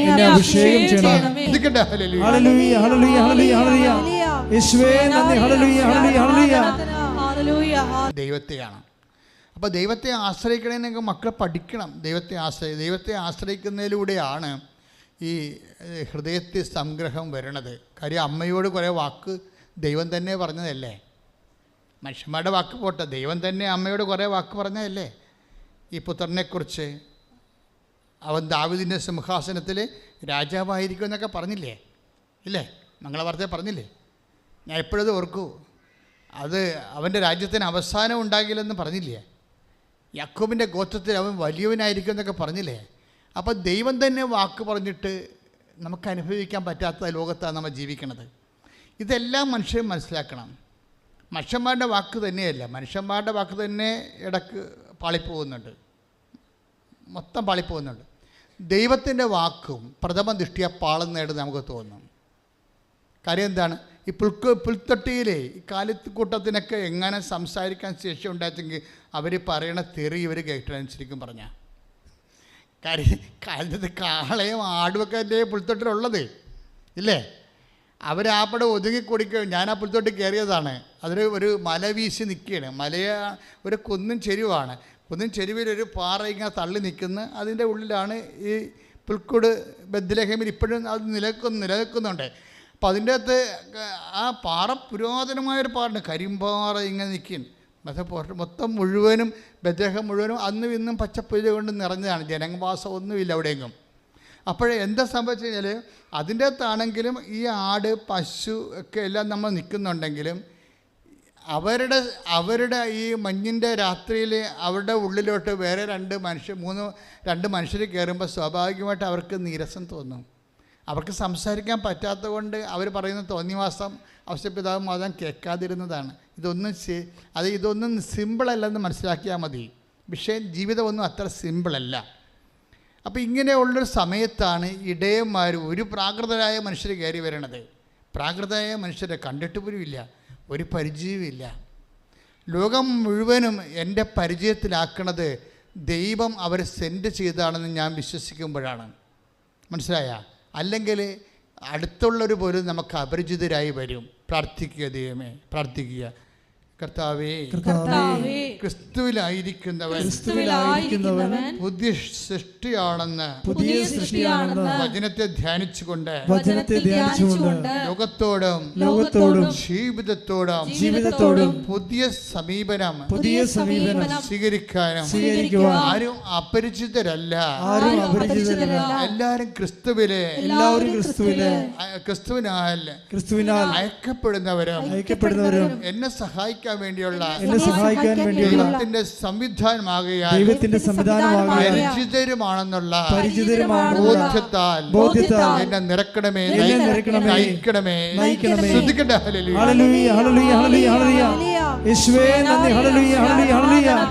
അപ്പൊ ക്രിസ്തുവിലായിരിക്കുന്നവൻ പുതിയ സൃഷ്ടിയാണെന്നുള്ള വചനത്തിന് അനപേക്ഷണീയമായിട്ടാണ് ആരും അപരിചിതരല്ല എന്ന വചനത്തിലേക്ക് വരുന്നത്.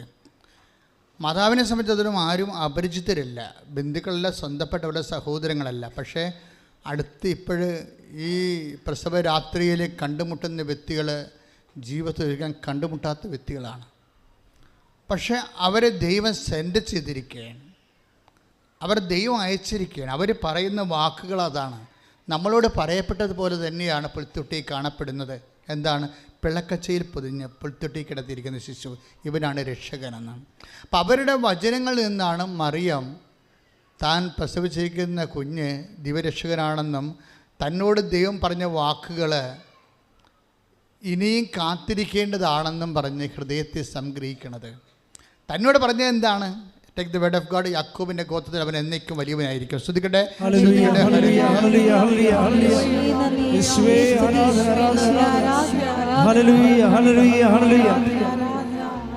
ലൂക്കാ 1:31 ലൂക്കാസ് വിശേഷം.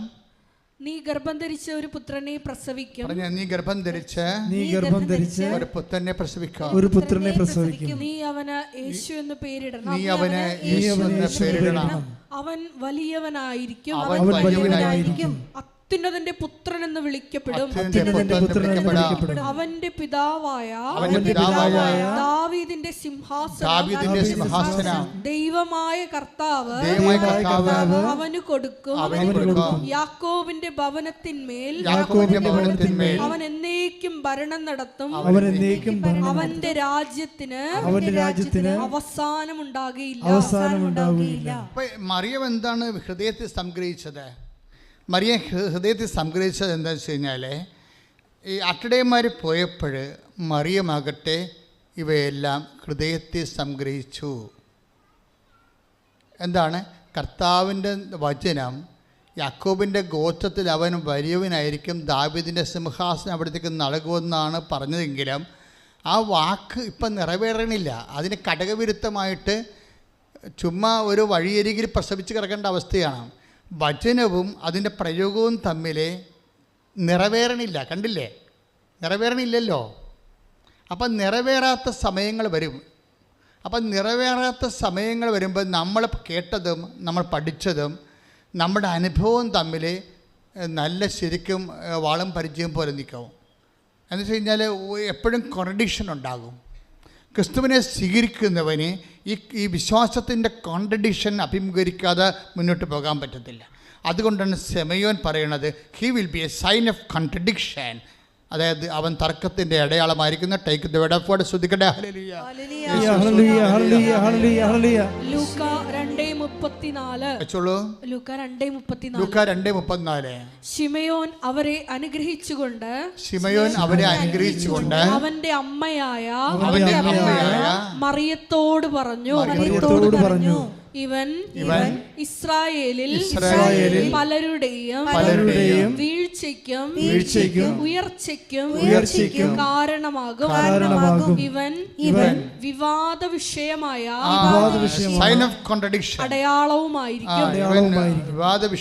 അടയാളമായിരിക്കും. എപ്പോഴും ക്രിസ്തുവിലായിരിക്കുന്നവൻ പുതിയ സൃഷ്ടിയായിരിക്കുമ്പോൾ ആ പഴയ സൃഷ്ടിയിൽ നിന്ന് പുതിയ സൃഷ്ടിയിലേക്ക് മാറുന്ന ട്രാൻസിഷൻ പീരീഡിലാണ് ഈ എപ്പോഴും വിവാദങ്ങൾ ഉണ്ടാകുന്നത്. എന്താണ് വിവാദമെന്ന് ചോദിച്ചു കഴിഞ്ഞാൽ, ദൈവത്തിൻ്റെ വചനം പ്രഥമ ദൃഷ്ടിയ ദൈവത്തിൻ്റെ വചനം തരുന്ന അഷുറൻസ് നമുക്ക് വർത്തമാനകാലത്ത് ചില സമയത്ത് അനുഭവിക്കാതെ വരും. കാര്യം അവൻ വലിയവനായിരിക്കും എന്നല്ലേ പറയണത്. യാക്കോബിൻ്റെ ഗോത്രത്തിൽ അവൻ വലിയവനായിരിക്കും. ദാവീദിൻ്റെ സിംഹാസനം അവിടെ നിന്ന് നൽകുമെന്ന് പറഞ്ഞു കേട്ടിട്ട് അവനെ കൊണ്ട് കിടത്തണത് പുൽത്തൊട്ടിലാണ് കിടത്തണത്. സിംഹാസനമാണ് അപ്പോൾ വാഗ്ദാനം ചെയ്തിരിക്കുന്നത്, പക്ഷേ കിട്ടണത് പുൽത്തൊട്ടിയാണ് കിട്ടുന്നത്. അപ്പോൾ ചില സമയത്ത് ഈ ഡൈക്കോട്ടമി വരും.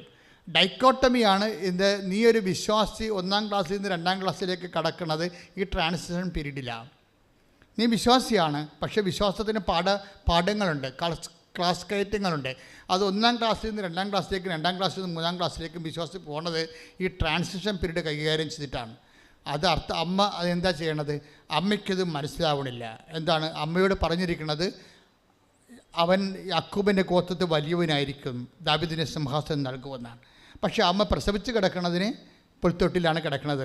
അപ്പോൾ അനുഭവം അപ്പം ചില സമയത്ത് നിനക്ക് അനുഭവേദ്യമാകുന്ന വിഷയങ്ങൾ പലപ്പോഴും നീ പ്രതീക്ഷിച്ചതിന് ഘടകവിരുദ്ധമായിരിക്കും. ദൈവപൈതലെ ശ്രദ്ധിക്കുക.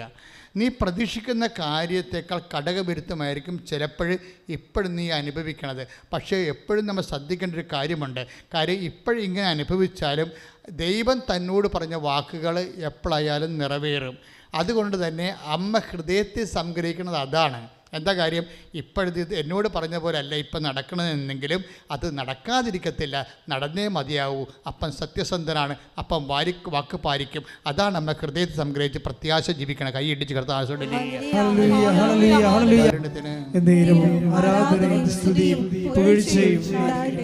ആൻലിയ സിബി എന്ന് പറഞ്ഞൊരു സാക്ഷി ഉണ്ടായിരുന്നു. ആൻലിയ സിബി അവിടെ +2 വിദ്യാർത്ഥിയാണ്, പക്ഷെ വെടികെട്ട് സാക്ഷിയാണ്. അപ്പോൾ +2കാരല്ലേ, അപ്പോൾ അവർക്ക് അവരുടേതായിട്ടുള്ളൊരു ഇമോഷണൽ ഇൻസെക്യൂരിറ്റി ഉണ്ടാകുമല്ലോ. പക്ഷേ എന്താ പ്രശ്നം വെച്ചാൽ ആൻലിയ ബ്രില്യൻ സ്റ്റുഡൻ്റാണ്. കാഞ്ഞിരപ്പള്ളിയിലെ ഒരു മോളാണ്. അതായത് എന്താ ആൻലിയയുടെ പ്രശ്നം എന്ന് വെച്ച് കഴിഞ്ഞാൽ അവൾക്ക് വിദേശത്ത് പഠിക്കണം. +2 കഴിഞ്ഞതേ ഉള്ളൂ. +2 കഴിഞ്ഞെങ്കിലും ആളെ IELTS കവർ ചെയ്ത്, +2 വെച്ച് IELTS കവർ ചെയ്ത്. പക്ഷേ വിസയ്ക്ക് കുറേ താമസം വരുന്നു. അതിനുള്ളിൽ ഒരു കൊല്ലം അങ്ങ് കടന്നു പോകും. ഒരു കൊല്ലം കടന്നു പോകുമ്പോൾ അവളുടെ അമ്മ പറയും, മാതാവ് നമ്മളെ വിളിക്കുന്നുണ്ട്, നമുക്ക് മാതാവ് അങ്ങോട്ട് വിളിക്കേണ്ട മകളെ, എന്നാലേ നിനക്ക് പോകാൻ പറ്റത്തുള്ളൂ, അത് നമുക്ക് ഉടമ്പടി എടുക്കാമെന്ന് പറഞ്ഞ് അമ്മയും മോളും വന്ന് ഉടമ്പടി എടുക്കും. അമ്മയും മോളും വന്ന് ഉടമ്പടി എടുത്ത് കഴിയുമ്പോൾ ഇപ്പോൾ ഇവളുടെ സംബന്ധിച്ചിടത്തോളം അവളുടെ ഒരു മാനസിക ആ വയസ്സ് നോക്കണം നമ്മൾ. കൊച്ചു കുട്ടിയാണ്, പക്ഷേ അതേസമയം തന്നെ വലിയ വയലാണ് വർത്തമാനമൊക്കെ പറയണത്. പിന്നെ സാക്ഷ്യം വരുമ്പോൾ ഇടയ്ക്ക് ഇങ്ങനെ തൊണ്ടയ്ക്ക് ഇടറും. കാര്യം എന്ന് വെച്ചാൽ അവരുടെ പ്രായത്തിൽ ദൈവത്തെ അവർ മനസ്സിലാക്കിയിരിക്കേണ്ട രീതി അനുസരിച്ചിട്ട് കാര്യങ്ങൾ നടക്കാൻ വരുമ്പോൾ തൊണ്ട ഇടറനാണ്. അപ്പോൾ ഒരു ദിവസം അവൾക്ക് പാസ്പോർട്ടിൽ അവർ ഉടമ്പടി തൈലം പൂശിയിട്ട് പ്രാർത്ഥിക്കും പാസ്പോർട്ടിൽ. ഇതൊക്കെ ഇവിടുന്ന് പറഞ്ഞു കൊടുത്തിരിക്കണമല്ല കേട്ടോ. ഓരോരുത്തരും അവരവരുടെ മനസ്സിൽ ഈശോ തോന്നിക്കുന്ന കുറച്ച് എക്സ്പ്രഷൻസ് ഓഫ് ഫെയ്ത്ത് ഉണ്ട്, വിശ്വാസത്തിൻ്റെ എക്സ്പ്രഷൻസ്. അവരും ഈശോയും തമ്മിലുള്ള സ്വകാര്യമായ വിശ്വാസത്തിൻ്റെ ചില എക്സ്പ്രഷൻസാണ്. അപ്പോൾ അത് മനുഷ്യരുടെ തന്മയത്വത്തിൽ അവർ ചെയ്യണതാണ്. അവർ മനോധർമ്മം അനുസരിച്ച് ഓരോരുടെ വിശ്വാസത്തിൻ്റെ എക്സ്പ്രഷൻസ് അവരുടെ മനോധർമ്മമല്ലേ. അവിടെ മനോധർമ്മം പറഞ്ഞ് പാസ്പോർട്ടിൽ ഇങ്ങനെ ഉടമ്പടി തൈലം പൂശിയിട്ട് പ്രാർത്ഥിച്ചുകൊണ്ടിരിക്കുമ്പോൾ പെട്ടെന്ന് ഇതിന് സ്മെല്ലടിക്കും, മുല്ലപ്പൂവിൻ്റെ. അതാണ് അവരുടെ വിശ്വാസമാണതേ. ആ വിശ്വാസത്തെ മാതാവ് അക്സെപ്റ്റ് ചെയ്യുവതേ. അപ്പോൾ ഇതെനിക്ക് അമ്മയെ കിട്ടത്തേ ഇല്ലേ ഒരിക്കലും ഞാൻ എൻ്റെ ദിവസം ഇങ്ങനെ കാലങ്ങളിങ്ങനെ കഴിഞ്ഞ് പോകുക. ഇവിടെ പഠിക്കാനും പറ്റണില്ല, പുറത്തേക്ക് പോകാനും പറ്റണില്ല. അപ്പം ഞാനിങ്ങനെ നിന്ന് പോകുക. എൻ്റെ കൂട്ടുകാരൊക്കെ ഇപ്പോൾ കയറി പോകണമല്ലോ പഠിച്ച്. നാട്ടിൽ തന്നെ ഉള്ളവരും അവരെല്ലാം ഡിഗ്രി സ്റ്റുഡൻ്റായി പോകുമ്പോൾ ഞാനിവിടെ ഡിഗ്രി എടുക്കാതെ PDC +2 വെച്ചുകൊണ്ടിരിക്കുകയാണ്. അപ്പോൾ എനിക്ക് വിസ കിട്ടത്തേ ഇല്ലേ, അതൊക്കെ ഭയങ്കര കരച്ചിലും സങ്കടമൊക്കെയാണ്. അതായത് എന്നിട്ട് ഇവിടെ പാസ്പോർട്ടിൽ ഉടമ്പടി തയ്യൽ വേണ്ടിയിട്ട് കുറിച്ചിടും, വിസ പ്രമാണത്തിൽ കുറിച്ചിട്ട് കഴിയുമ്പോൾ സ്മെല്ലാകുമ്പോൾ തന്നെ ഇവർക്ക് ഫീലാവും. കാര്യം എന്താ, അമ്മ എനിക്ക് വിസ തരും, അമ്മ വന്നല്ലോ, ഞങ്ങളുടെ വീട്ടിൽ അമ്മ വന്നില്ലേ. അപ്പോൾ പപ്പയുടെയും ഡാഡിയുടെ മമ്മിയും ചോദിക്കുന്നുണ്ട്, നിങ്ങൾ വല്ല സെൻറ്റാവെല്ലാം പൂച്ചിട്ടുണ്ടോ, ഇവിടെ ഭയങ്കര മണമാണല്ലോ എന്ന് പറയുമ്പോൾ അവർ പറയും ഇല്ല, ഒന്നുമില്ലെന്ന് പറയും. അപ്പോൾ എന്താ സംഭവിച്ചാൽ കുഞ്ഞിനെ സംബന്ധിച്ചിടത്തോളം കുഞ്ഞ് കൃത്യമായി വിശ്വസിക്കുന്നു, അമ്മ വന്നതാണെന്ന് വിശ്വസിക്കുമ്പോഴും അവളുടെ ഒരു പ്രശ്നം, അവൾ ഡേറ്റ് ഫിക്സ് ചെയ്തിരിക്കുകയാണ്. അതാണ് ഒരു പ്രശ്നം. ചില ഡേറ്റ് ഹോണർ ചെയ്യും, ചിലത് നമ്മൾ വെച്ചിരിക്കുന്ന ഡേറ്റ് പൊട്ട ഡേറ്റ് ആയിരിക്കും. അതാണ് പ്രശ്നം. നമ്മൾ ഡേറ്റ് വെക്കുക, ചില ആൾക്കാർക്ക് ഇപ്പോൾ ഡേറ്റ് വെപ്പ് കൂടുതലാണല്ലോ. ഇപ്പോൾ നിങ്ങൾ വെച്ചിരിക്കുന്ന ഡേറ്റ് പൊട്ട ഡേറ്റ് ആയിരിക്കും, ഹോണർ ചെയ്യത്തില്ല. എന്നാൽ സത്യസന്ധമായിട്ട് ഡേറ്റ് ഹോണറിങ് ഇതിൻ്റെ പ്രധാനപ്പെട്ട കാര്യമാണ്. ഉടമ്പടിയിലുള്ള ഒരു പ്രധാനപ്പെട്ട സംഭവമാണ് ഡേറ്റ് ഹോണറിങ്. കാര്യം സമയഘടികാരം നെഞ്ചിൽ ചാർത്തിയാണ് അമ്മ 2004 പ്രത്യക്ഷപ്പെട്ടപ്പോൾ സമയം ഒരു വിഷയമാണ്. അതേസമയത്ത് ഡേറ്റ് നമ്മൾ ദൈവത്തിന് ഒപ്പിച്ച് ഡേറ്റ് ഇട്ടാൽ ഇപ്പോൾ തന്നെ സിജിയോ അതാണത്, അതായത് ഒരു മിനിറ്റ്,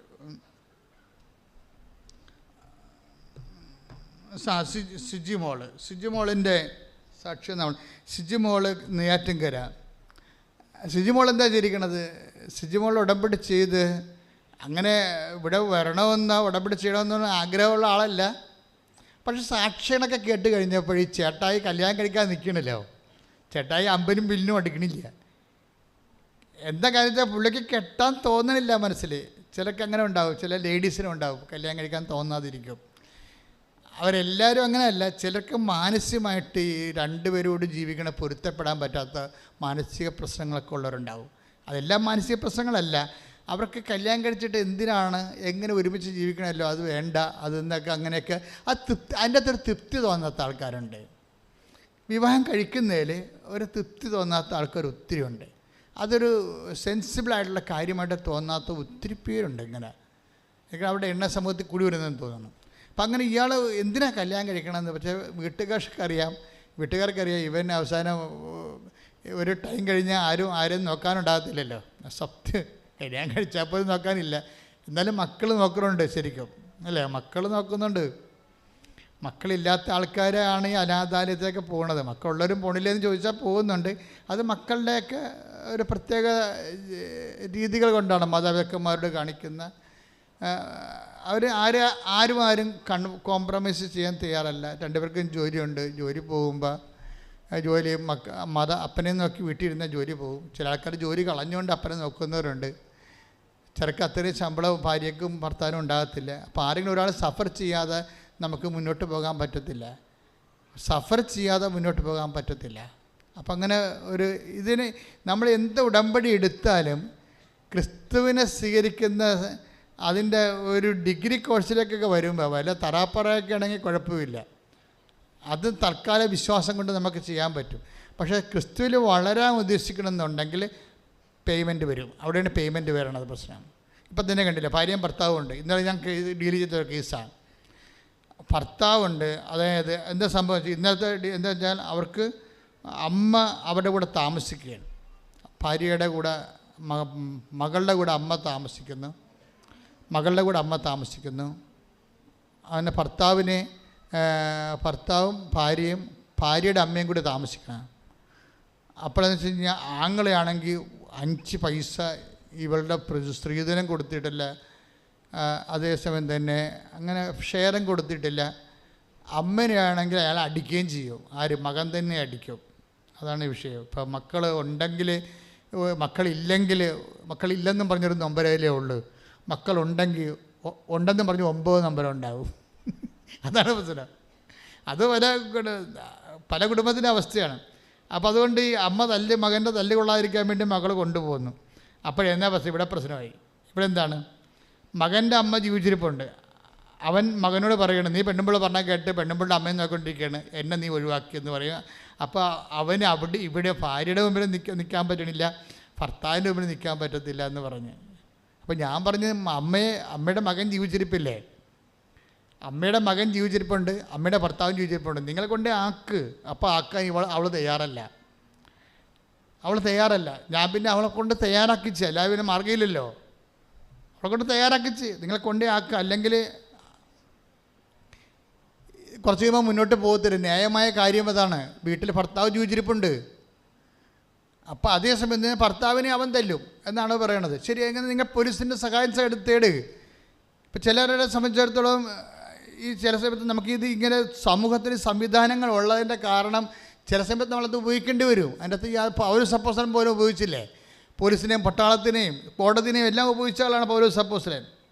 അപ്പം ചില സമയത്ത് ക്രിസ്തു ഇല്ലെന്നുണ്ടെങ്കിൽ സ്വാഭാവികമായിട്ട് ക്രിസ്തുവിനെ പ്രതി അല്ലെങ്കിൽ ക്രിസ്തുവിനെ മാറ്റി നിർത്തിയാൽ പിന്നെ ഇതെല്ലാം നമുക്ക് മസ്റ്റായിട്ട് വരും, കൂടുതൽ മസ്റ്റായിട്ട് വരും. അത് ഉപയോഗിക്കണമെന്നല്ല, ക്രിസ്തുവിനെ മാറ്റി നിർത്തിക്കൊണ്ട് ഉപയോഗിക്കണമെന്നല്ല, ക്രിസ്തുവിനെ മാറ്റി നിർത്തിയാൽ ഇതെല്ലാം കൂടുതൽ ഉപയോഗിക്കേണ്ടി വരത്തില്ലെന്നല്ല, കൂടുതൽ ഉപയോഗിക്കേണ്ടി വരും എന്നാണ് എൻ്റെ അനുഭവം കൊണ്ട് എനിക്ക് മനസ്സിലായിരിക്കുന്നത്. ഞാനത് കൊണ്ട് തീരുമാനമെടുപ്പിച്ച് വിട്ടു. 5 മിനിറ്റ് നമുക്കിവിടെ കിട്ടുന്നുള്ളൂ. ആ 5 മിനിറ്റുള്ള ആ സംഭവത്തിൽ തീരുമാനമായി. അപ്പോൾ എന്ത് സംഭവിച്ചു കഴിഞ്ഞാൽ ഇതുപോലെ ഉണ്ടാകുന്നൊരു ക്രോസ്, ഇത് ഇപ്പോൾ എല്ലാവർക്കും കുരിശാണ്. അങ്ങോട്ട് തിരിഞ്ഞാലും കുരിശ്, ഇങ്ങോട്ട് തിരിഞ്ഞാൽ അമ്മനെ വിട്ടാലും കുരിശാണ്, അമ്മനെ നിർത്തിയാലും കുരിശാണ്. അതാണ് വിഷയം. അമ്മയെ നിർത്തിയിട്ട് ഇവക്കിട്ട് അമ്മ തലമുണ്ട്, അതാണ് വിഷയം. അമ്മ ഒരു പ്രത്യേക ടൈപ്പ് സംഭവമാണ്.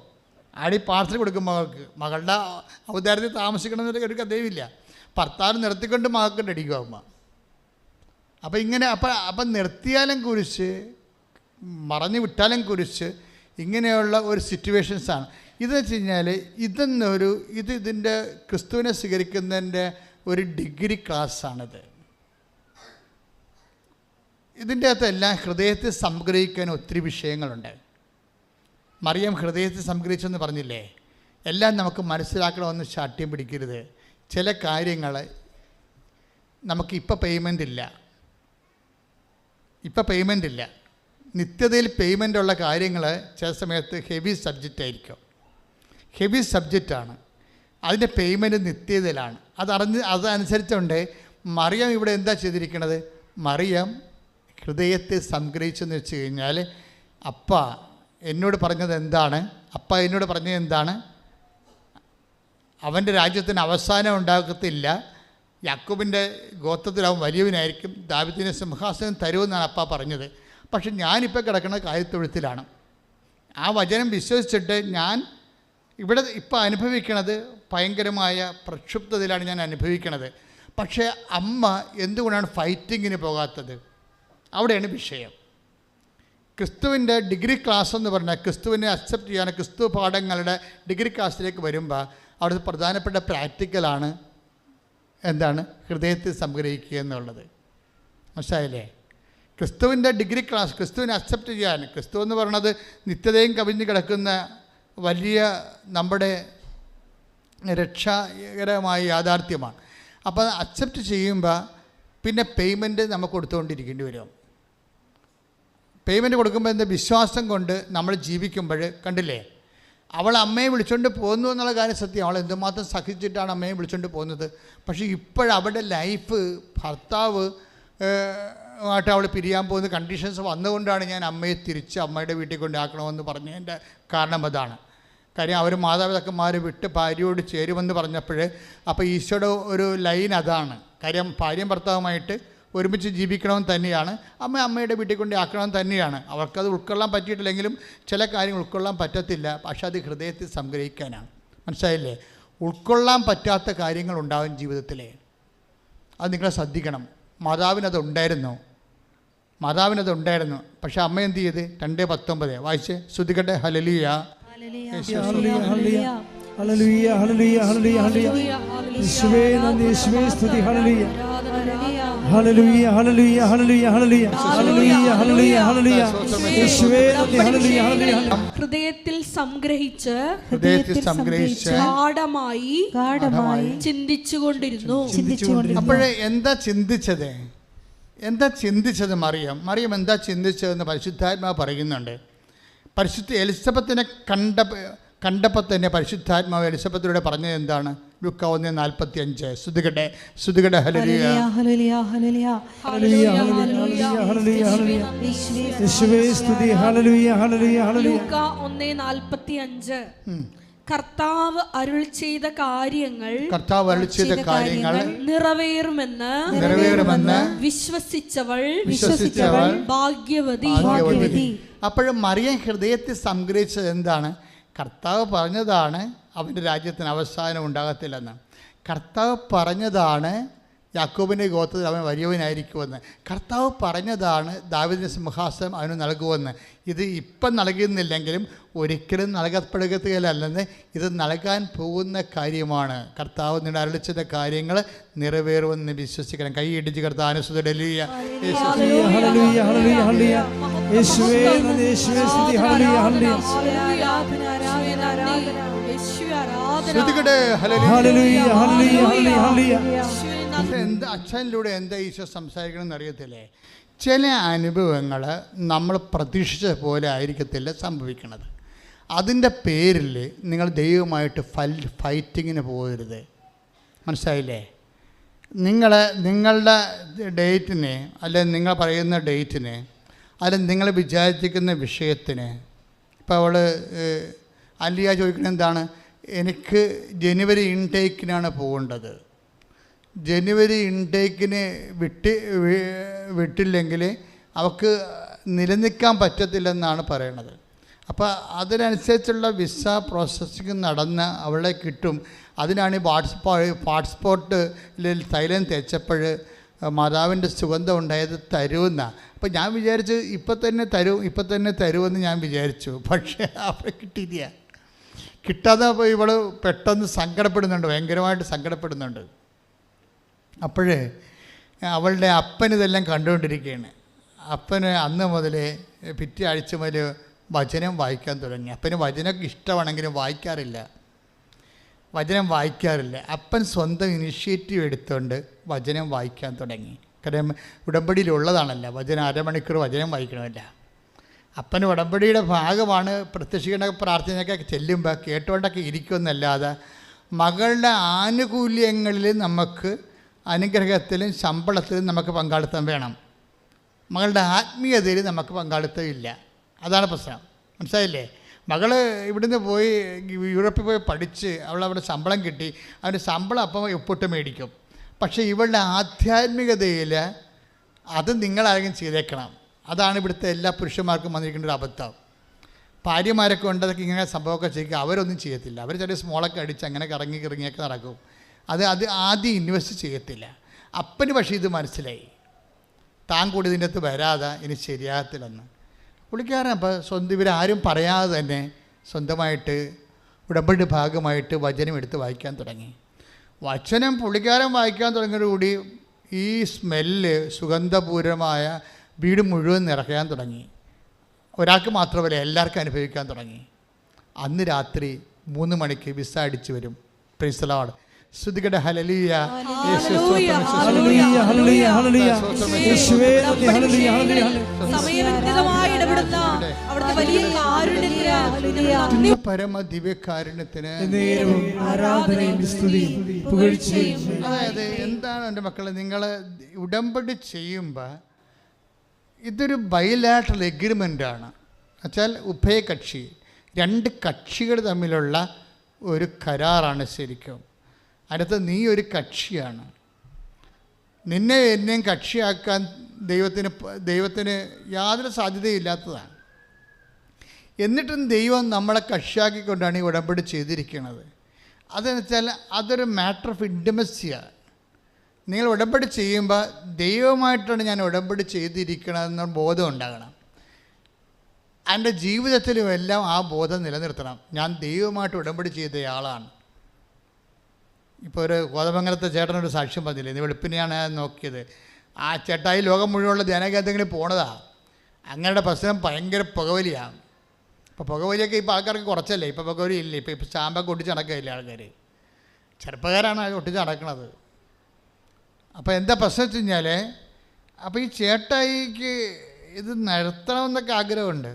പക്ഷേ ഉടമ്പടി എടുത്തു കഴിഞ്ഞപ്പോൾ അദ്ദേഹത്തിന് പിന്നെ ഇവിടുന്ന് പോയിട്ട് വലിക്കാൻ അദ്ദേഹം മറന്നുപോയി. കോതമംഗലത്ത് ചെന്നപ്പോഴാണ് വലിക്കാൻ ഓർത്തത്. ഇടയ്ക്ക് ഇവിടെയൊക്കെ ശരിക്കും പോച്ച് പുകയും വിട്ടു പോണ പാർട്ടിയാണ്, ഇടയ്ക്ക് മറന്നുപോയി. കോതമംഗലത്ത് ചെന്നപ്പോൾ ഓർത്ത് കഴിഞ്ഞപ്പോൾ പുള്ളിക്ക് ഭയങ്കരമായ ഒരു സങ്കടം തോന്നി. പുള്ളി 2 പുക വിട്ടേച്ചും സിഗരറ്റ് ഒടിച്ച്.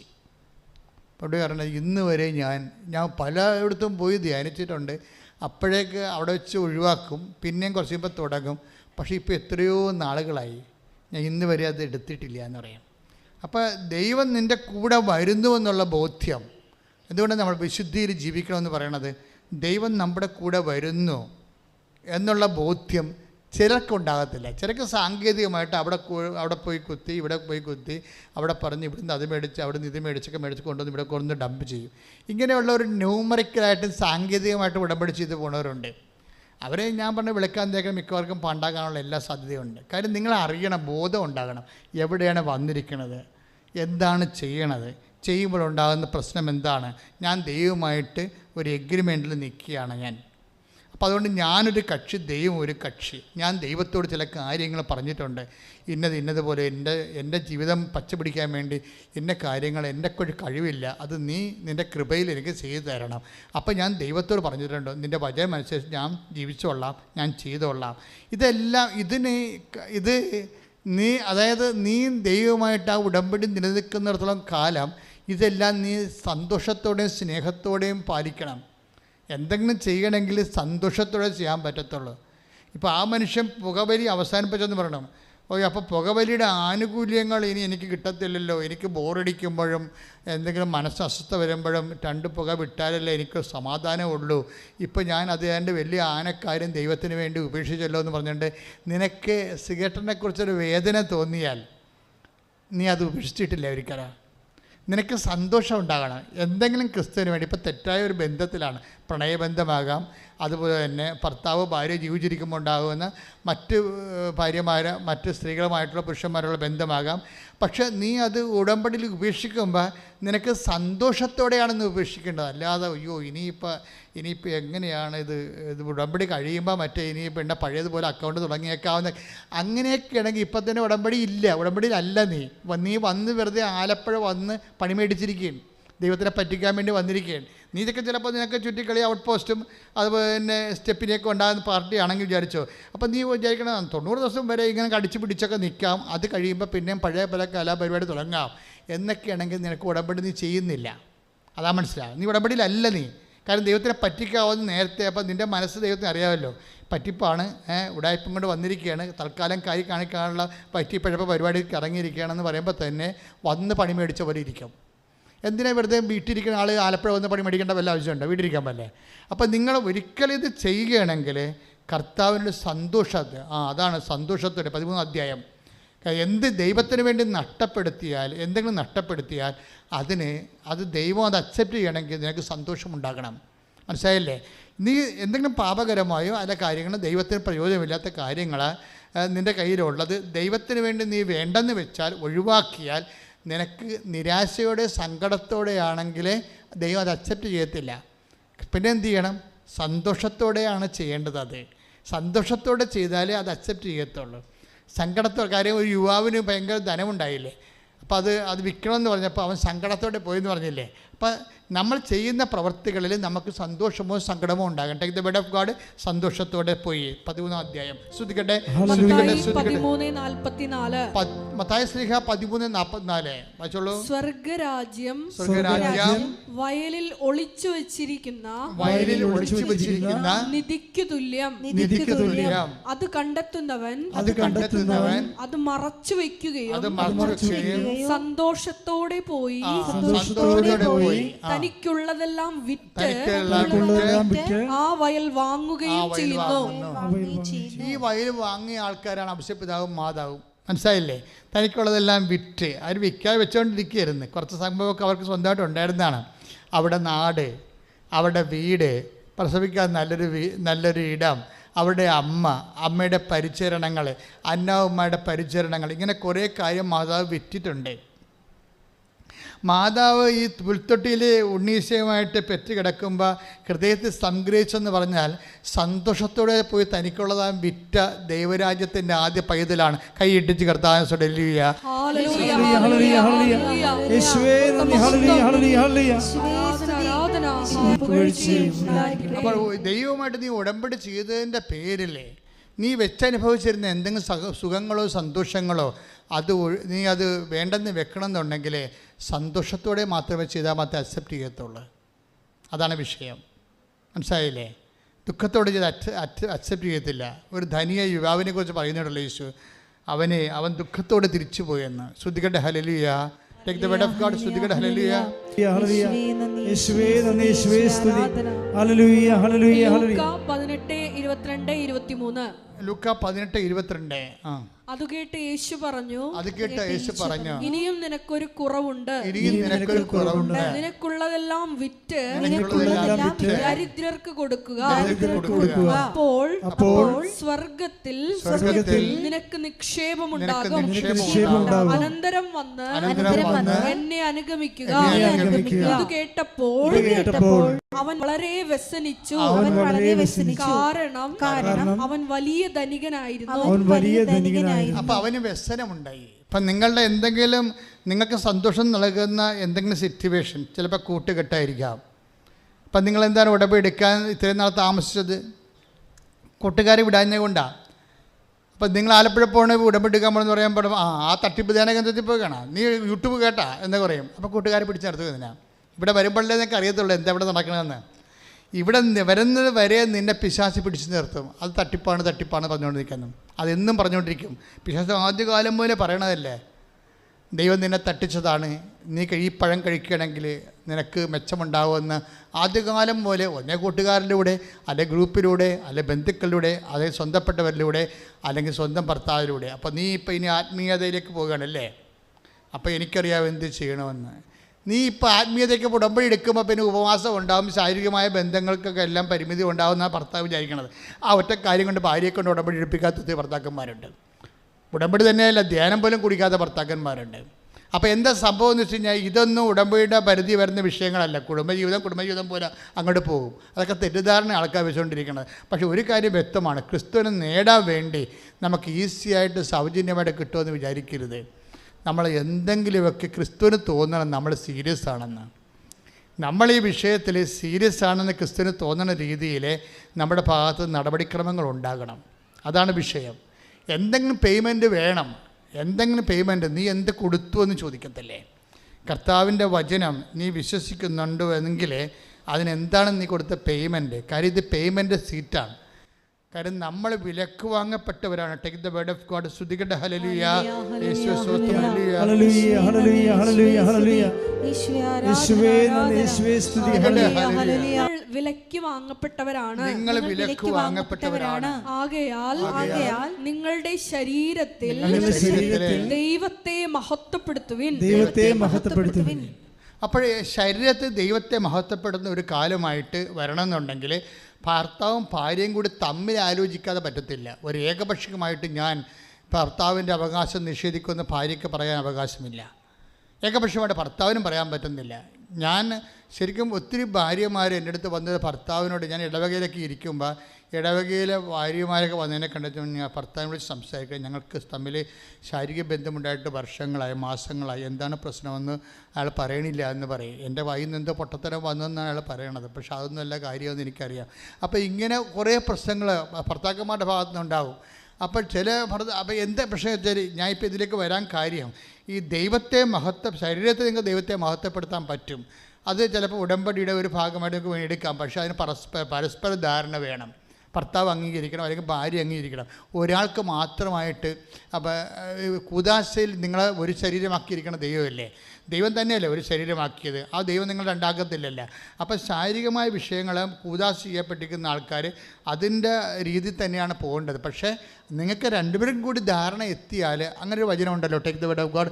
1 കൊറിന്തോസ് 7:4-5. 1 കൊറിന്തോസ് 7:4-5. ഭാര്യയുടെ ശരീരത്തിന്മേൽ അവൾക്കെല്ലാം അധികാരം അവൾക്കല്ല അധികാരം ഭർത്താവിനാണ്. അതുപോലെ തന്നെ ഭർത്താവിന്റെ ശരീരത്തിന്മേൽ അവനല്ല അവൾക്കല്ല അവനല്ല ഭാര്യയ്ക്കാണ് അധികാരം. പ്രാർത്ഥനാ ജീവിതത്തിനായി ഇരുവരും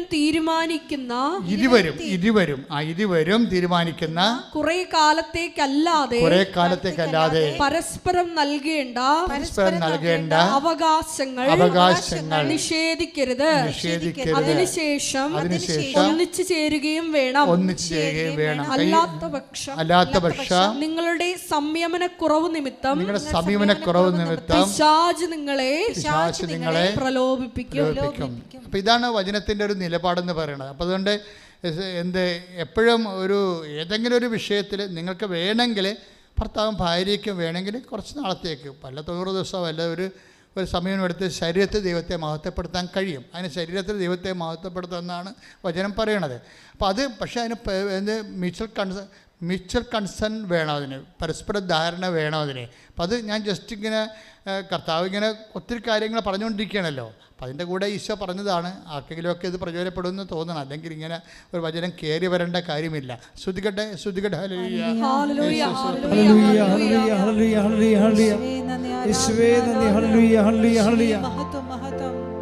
പരിശുദ്ധ പരമ ദിവ്യകാരുണ്യത്തിന് വാട്ട് ഈസ് അവർ പോയിന്റ്? അവർ പോയിന്റിൽ അമ്മ ഹൃദയത്തിൽ സംഗ്രഹിച്ചതാണല്ലോ ഇവിടുത്തെ വിഷയം. അമ്മയുടെ ഹൃദയത്തിൽ സംഗ്രഹം എന്ന് പറയുന്നത് സന്തോഷമായിരുന്നു എന്നാണ് ഇപ്പോൾ പരിശുദ്ധാത്മ പറയണത്, അല്ലാതെ നിരാശയല്ല. ഈ ഇടയന്മാർ പ്രാകൃതരായ മനുഷ്യർ, പരിചയമില്ലാത്ത മനുഷ്യർ, ബന്ധുക്കളല്ലാത്തവരെ കണ്ടെങ്കിലും അമ്മയ്ക്കുള്ളിൽ സന്തോഷമാണ്. കാര്യം എന്താണ്? അപ്പൻ പറഞ്ഞ വാക്ക് ഇപ്പം പാലിക്കുന്നില്ലെങ്കിലും അപ്പൻ അത് ഭാവിയിൽ പാലിക്കുമെന്നുള്ള സന്തോഷമാണ്. തൻ്റെ കാര്യം അതിൻ്റെ പേരിലാണ് തനിക്കുള്ളതെല്ലാം അമ്മ വിറ്റത്. സ്വന്തം വീട്, സ്വന്തം നാട്, സ്വന്തം ബന്ധുക്കളെ പ്രസവിച്ച് കിടക്കാനുള്ള സുരക്ഷിതമായ ഇടം കൊടുത്തിട്ട് അമ്മ നിരാശയോടെ അല്ല പോകുന്നത്. ഓരോ വീട്ടിലും നാട്ടിലും ചെല്ലുമ്പോൾ അമ്മയ്ക്ക് സത്തത്തിൽ സ്ഥലം ലഭിച്ചില്ല എന്ന് പറയുമ്പോൾ ആ ലഭിക്കാത്ത ഇല്ലായ്മയ്ക്ക് അമ്മയ്ക്ക് സങ്കടമില്ലായിരുന്നു എന്നാ പറഞ്ഞത്. എന്താ കാര്യം? അമ്മ ഇതെല്ലാം കൊടുത്തിരിക്കുന്നത് സന്തോഷത്തോടെയാണ്. ശ്രുതികട്ടെ ഹല്ലേലൂയ.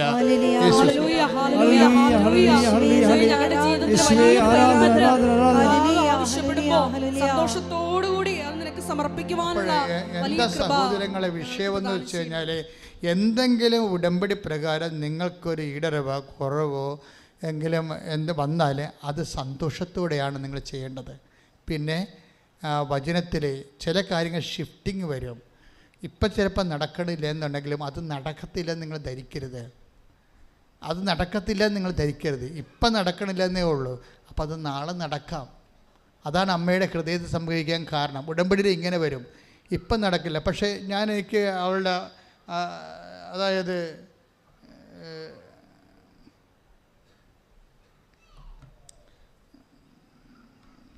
സുജിമോളിൻ്റെ സാക്ഷിയില്ലേ, സുജിമോളുടെ സാക്ഷ്യത്തിൽ ഉണ്ടാകുന്നൊരു വിഷയം.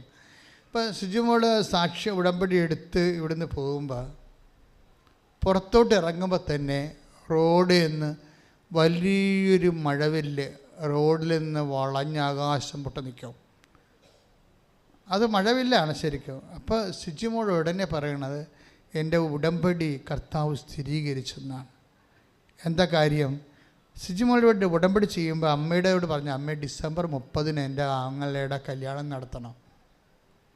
നിങ്ങൾ ഉടമ്പടിയുടെ റേഞ്ച് മനസ്സിലാക്കണം. ഉടമ്പടി അവളുടെ ഡേറ്റ് ഇട്ട് ഉടമ്പടി ചെയ്തിരിക്കുകയാണ്. ഡിസംബർ 30 അമ്മ എൻ്റെ ആങ്ങളെ കല്യാണം വേണ്ടെന്ന് പറഞ്ഞ് നടക്കണതാണ്. എത്ര വർഷമായി? ഇപ്പോൾ 40 വയസ്സുണ്ടെന്ന് തോന്നുന്നു ആ കക്ഷിക്ക്. എത്ര വയസ്സുണ്ടെന്ന് എനിക്ക് അറിയത്തില്ല. വേണ്ടെന്ന് പറഞ്ഞ് നടത്തുന്നത് കല്യാണം ഇല്ലാതെ നിൽക്കുന്ന ഒരാളാണ്. പക്ഷേ ഇവൾക്കാണ് അയാളെ കെട്ടിക്കണമെന്നുള്ള ആഗ്രഹമുള്ളത്. അവസാനം അയാൾക്ക് ആരും ഉണ്ടാകത്തില്ല എന്നുള്ള ചിന്തയിൽ നിന്ന് ഉണ്ടായതാണ്. അപ്പോൾ അതിനു വേണ്ടിയാണ് ഉടമ്പടി ഇരിക്കുന്നത്. പക്ഷേ അമ്മയോട് പറഞ്ഞിരിക്കുന്ന ഡേറ്റാണ് ഡിസംബർ 30 എൻ്റെ ആങ്ങളുടെ കല്യാണം നടക്കണം അമ്മേ. അതിനാണ് ഉടമ്പടി ചെയ്തിരിക്കണത്. ഇവൾ ഉടമ്പടി ചെയ്ത് ഞങ്ങളുടെ കാർ ഇവിടുന്ന് മൂവ് ചെയ്തപ്പോൾ തന്നെ മഴവില്ല് വീശി അടിച്ച് നിന്ന്. ഉടനെ അവൾ പറയുന്നുണ്ട്, ദേ മഴവില്ലേ. എന്താ മഴവില്ലെന്ന് പറഞ്ഞാൽ എന്താണ്? മഴവില്ല് കാണുമ്പോൾ ലുക്ക 9 നമ്മുടെ ഉൽപ്പത്തി പുസ്തകത്തിൻ്റെ 9:4 9:14 തോന്നണം. ഒന്ന് വായിച്ചേ. ഉൽപ്പത്തി 9:16. 16. മേഘങ്ങളിൽ മഴവില്ല് തെളിയുമ്പോൾ ഭൂമുഖത്തുള്ള എല്ലാ ജീവജാലങ്ങളുമായി ചെയ്ത എന്നേക്കുമുള്ള ഉടമ്പടി ഞാൻ ഓർക്കും. അതായത് ഉടമ്പടിയെ, നിന്റെ ഉടമ്പടിയെ ഞാൻ ഓർത്തിട്ടുണ്ടെന്നാണ് പറയണത്. അത്രയും ക്ലിയറാണ്. നിങ്ങൾ, അതായത് നമ്മൾ ഇന്ന് വരെ കേൾക്കാത്ത അടയാളങ്ങളാണ് ദൈവം കാണിക്കണത്. ഓക്കെ, അവളെ പുറത്തിറങ്ങുമ്പോൾ തന്നെ പറയണ മഴവില്ല വീശി നിൽക്കണം. ഉടനെ ഉൽപ്പത്തി പുസ്തകത്തിലെ 9:14 വാഗ്ദാനമാണ്. എന്താണ്? ഞാൻ നിങ്ങളെ നശിപ്പിക്കത്തില്ല. മേഘങ്ങൾ മഴവില്ല് കാണുമ്പോൾ നിങ്ങളെ ഞാനുമായിട്ട് ചെയ്ത ഉടമ്പടി നീ ഓർക്കണം. പക്ഷെ ഇവിടെ കണ്ണ് നിറയണ ഒരു അവസ്ഥയുണ്ട്. ഈ ഒരിക്കലും കല്യാണം കഴിക്കത്തില്ലെന്ന് പറഞ്ഞ ആങ്ങളോട് ഇവൾ ഉടമ്പടി ചെയ്ത കാര്യം പറയത്തില്ല. പക്ഷെ ഉടമ്പടി ചെയ്ത് വീട്ടിൽ ചെല്ലുമ്പോൾ അളിയന് ആങ്ങളെ വിളിക്കും, ഇവളുടെ ഭർത്താവിന്, ആ അളിയ എനിക്ക് കല്യാണം കഴിക്കണം, നീ ഒരു പെണ്ണ് നോക്കാൻ പറയും. ഇതിൻ്റെ പൊക്ക് കണ്ട. എന്നിട്ട് പെണ്ണ് വീട്ടുകാരെ കല്യാണം ഫിക്സ് ചെയ്തുകൊണ്ട് ഞങ്ങളുടെ കല്യാണത്തിൻ്റെ പ്രോസസ്സ് മുന്നോട്ട് പോയിട്ട് കല്യാണം ഫിക്സ് ചെയ്യും. അത് പെണ്ണ് വീട്ടുകാരാണ് ഫിക്സ് ചെയ്യണത്. അപ്പോൾ അടിച്ചുകൊണ്ട് വന്നിരിക്കുന്ന കല്യാണത്തെ ഡേറ്റ് നോക്കുമ്പോൾ ഡിസംബർ 30. ഞാൻ പറഞ്ഞിട്ടില്ല, ഞാൻ ഡിസംബർ 30 അമ്മയോട് ഡേറ്റ് ഇട്ടുണ്ടെന്ന് അവരോട് ഞാൻ പറഞ്ഞിട്ടില്ല. പക്ഷേ അമ്മ അവരോട് പറഞ്ഞിട്ടുണ്ട് ഡിസംബർ 30-നാണ് ഇത് നടത്തേണ്ടതെന്ന്. ഇതാണ് ടൈമെന്ന് പറയണത്. അപ്പോൾ എന്നെ സംഭവിച്ചു കഴിഞ്ഞാൽ അടയാളങ്ങൾ കൊണ്ട് തന്നെ നമ്മുടെ കൂടെ നടക്കുന്ന ദൈവമാണ്. അതുകൊണ്ട് തന്നെ നിങ്ങൾ കുറച്ചുകൂടി സീരിയസ് ആകണം, കുറച്ചുകൂടി ആത്മബന്ധം ഉണ്ടാകണം, നിങ്ങൾക്ക് കുറച്ചുകൂടി ഉടമ്പടിയോട് കമ്മിറ്റഡ് ആകണം.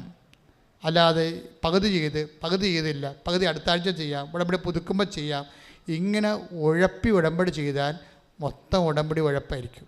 അപ്പോൾ ആരെങ്കിലും ഉഴപ്പിയിട്ടുണ്ടെങ്കിൽ ഇത് കറക്റ്റ് ചെയ്യാൻ വേണ്ടിയാണ് ഇപ്പോഴും ഈശോ തന്ന നിർദ്ദേശം. ശ്രുതികട്ടെ. ഹല്ലേലൂയ. ഓൺലൈനിൽ ശുശ്രൂഷ പങ്കെടുക്കുന്നവരും ഇപ്പോൾ ഏറെ ശ്രദ്ധിക്കേണ്ട സമയമാണ്. കർത്താവിനെ തന്നെ സൂക്ഷിച്ച് നോക്കുക. കർത്താവിനെ നോക്കുന്നവർ പ്രകാശിതരാകും. വിശ്വാസത്തോടെ നോക്കുന്നവരെ അവരുടെ ജീവിതത്തിൻ്റെ ഏതെല്ലാം ഘട്ടങ്ങളിലാണ് ഇരുട്ട് തളം കെട്ടി നിൽക്കുന്നത്, അവിടെയെല്ലാം കർത്താവിൻ്റെ കരുണയുടെ കൃപയുടെ പ്രകാശം വീശുന്ന സമയമാണ്. അച്ഛൻ പ്രാർത്ഥിക്കുമ്പോൾ ശ്രുതിക്കട്ടെ. ഹല്ലേലൂയ.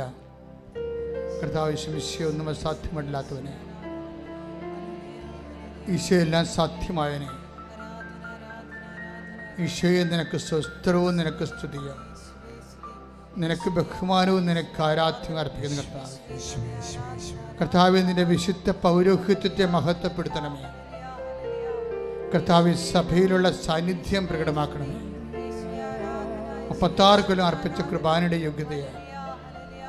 കൃപാസ്ഥാനത്താറെ ജീവനോടെ പ്രത്യക്ഷപ്പെട്ട മാതാവിൻ്റെയും മാധ്യസ്ഥത്തിലെ പിതാവിൻ്റെയും പുത്രൻ്റെയും പരിശുദ്ധാത്മാവിൻ്റെയും നാമത്തിൽ ഞാൻ മക്കളെ ആശീർവദിക്കുന്ന കർത്താവ് ഇതിൻ്റെ ആണിപ്പെടുതാർന്ന വലതുകരം മക്കളുടെ ശിരസ് വെക്കണം പ്രാർത്ഥിക്കുന്നു. ഇവിടെ സന്ധിബന്ധങ്ങളിലെ കർത്താവിൻ്റെ രക്തം നിറയട്ടെ, മാംസപേശികളിലെ കർത്താവിൻ്റെ രക്തം നിറയട്ടെ, അസ്ഥിക്കുഴകളിലെ കർത്താവിൻ്റെ രക്തം നിറയട്ടെ, രക്തഞരമ്പുകളിലെ കർത്താവിൻ്റെ രക്തം നിറയട്ടെ, മാംസഭിത്തികളിലെ കർത്താവിൻ്റെ രക്തം നിറയട്ടെ, ഹൃദയത്തിലെ കരളിലെ കിഡ്നികളിലെ കർത്താവിൻ്റെ രക്തം നിറയട്ടെ. കർത്താവെ, കിഡ്നി കല്ലുള്ളവരെ ഈ നിമിഷം പൊടിഞ്ഞു മാറട്ടെന്ന് പ്രാർത്ഥിക്കുന്ന കരളിനൊക്കെ സ്പർശിക്കണേ കർത്താവെ. ഈശോ ട്യൂബുകളെല്ലാം ബ്ലോക്കായിരുന്നവരെ അങ്ങ് സ്പർശിക്കണമേ കർത്താവെ. ഉള്ളക്കാലം മുതൽ ഉച്ചവരെ കർത്താവിൻ്റെ രക്തം നിറയട്ടെ.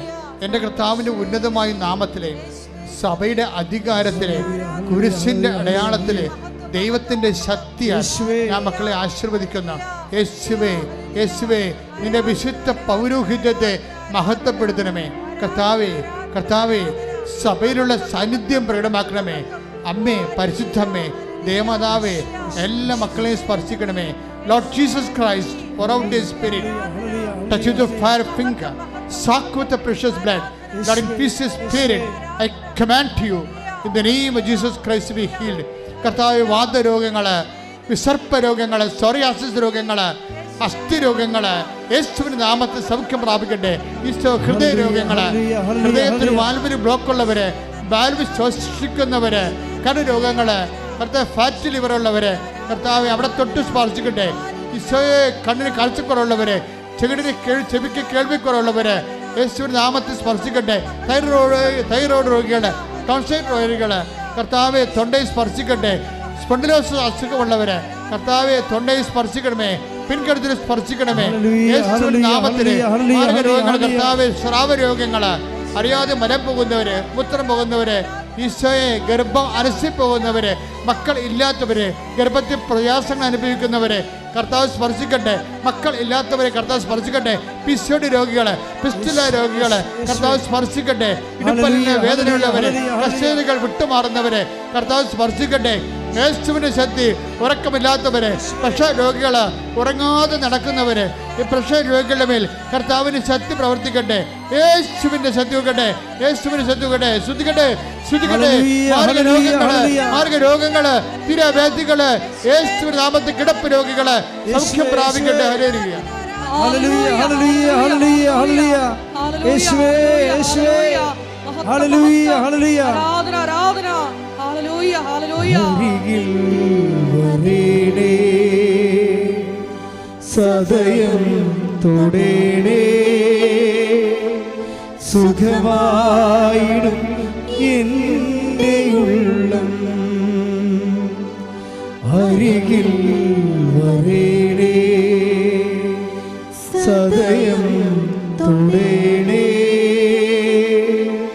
സുഖമായിടും എൻ്റെ ഉള്ളം. മുട്ടേ നിൽക്കുക മക്കളെ. നമ്മൾ ഇപ്പോൾ പ്രാർത്ഥിക്കാൻ പോകുന്നത് ജോലിയില്ലാത്തവരെ, വിസ പ്രോസസ്സിങ്ങിലിരിക്കുന്നവരെ, പണം കൊടുത്തു പക്ഷെ വിസ പ്രോസസ്സിങ് ആകുന്നില്ല, പിന്നെ പരീക്ഷ എഴുതുന്നവരെ, ബിടെക്കും PSCയും MOHും ഹാദും IELTSും UITയും ഇങ്ങനെ പ്രൊഫഷണൽ പരീക്ഷ എഴുതുന്നവർ,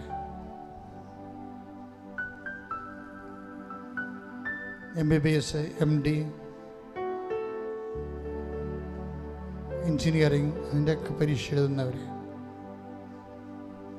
അതിൻ്റെ അഡ്മിഷന് വേണ്ടി ഇപ്പോഴും അഡ്മിഷൻ ലഭിക്കാതെ വിഷമിക്കുന്നവർ, എൻ്റെ ഒരു വർഷം കൂടി പോയില്ലെന്ന് ഓർത്ത് വിഷമിക്കുന്നവർ, അവരെല്ലാം ഇപ്പോൾ സമർപ്പിച്ച് പ്രാർത്ഥിക്കാൻ. മുല കുടിക്കാത്ത കുഞ്ഞിനെ ഈശോ കാണിച്ചു തരുന്നുണ്ട്. ആ കുഞ്ഞിനെ അമ്മയും അതുപോലെ കുറേ പേരെ സമർപ്പിച്ച് പ്രാർത്ഥിക്കണമെന്ന് പരിശുദ്ധാത്മാവിൻ്റെ സൂചനയാണ്. കുഞ്ഞ് കുടിക്കണില്ല, അതാണ് പ്രശ്നം.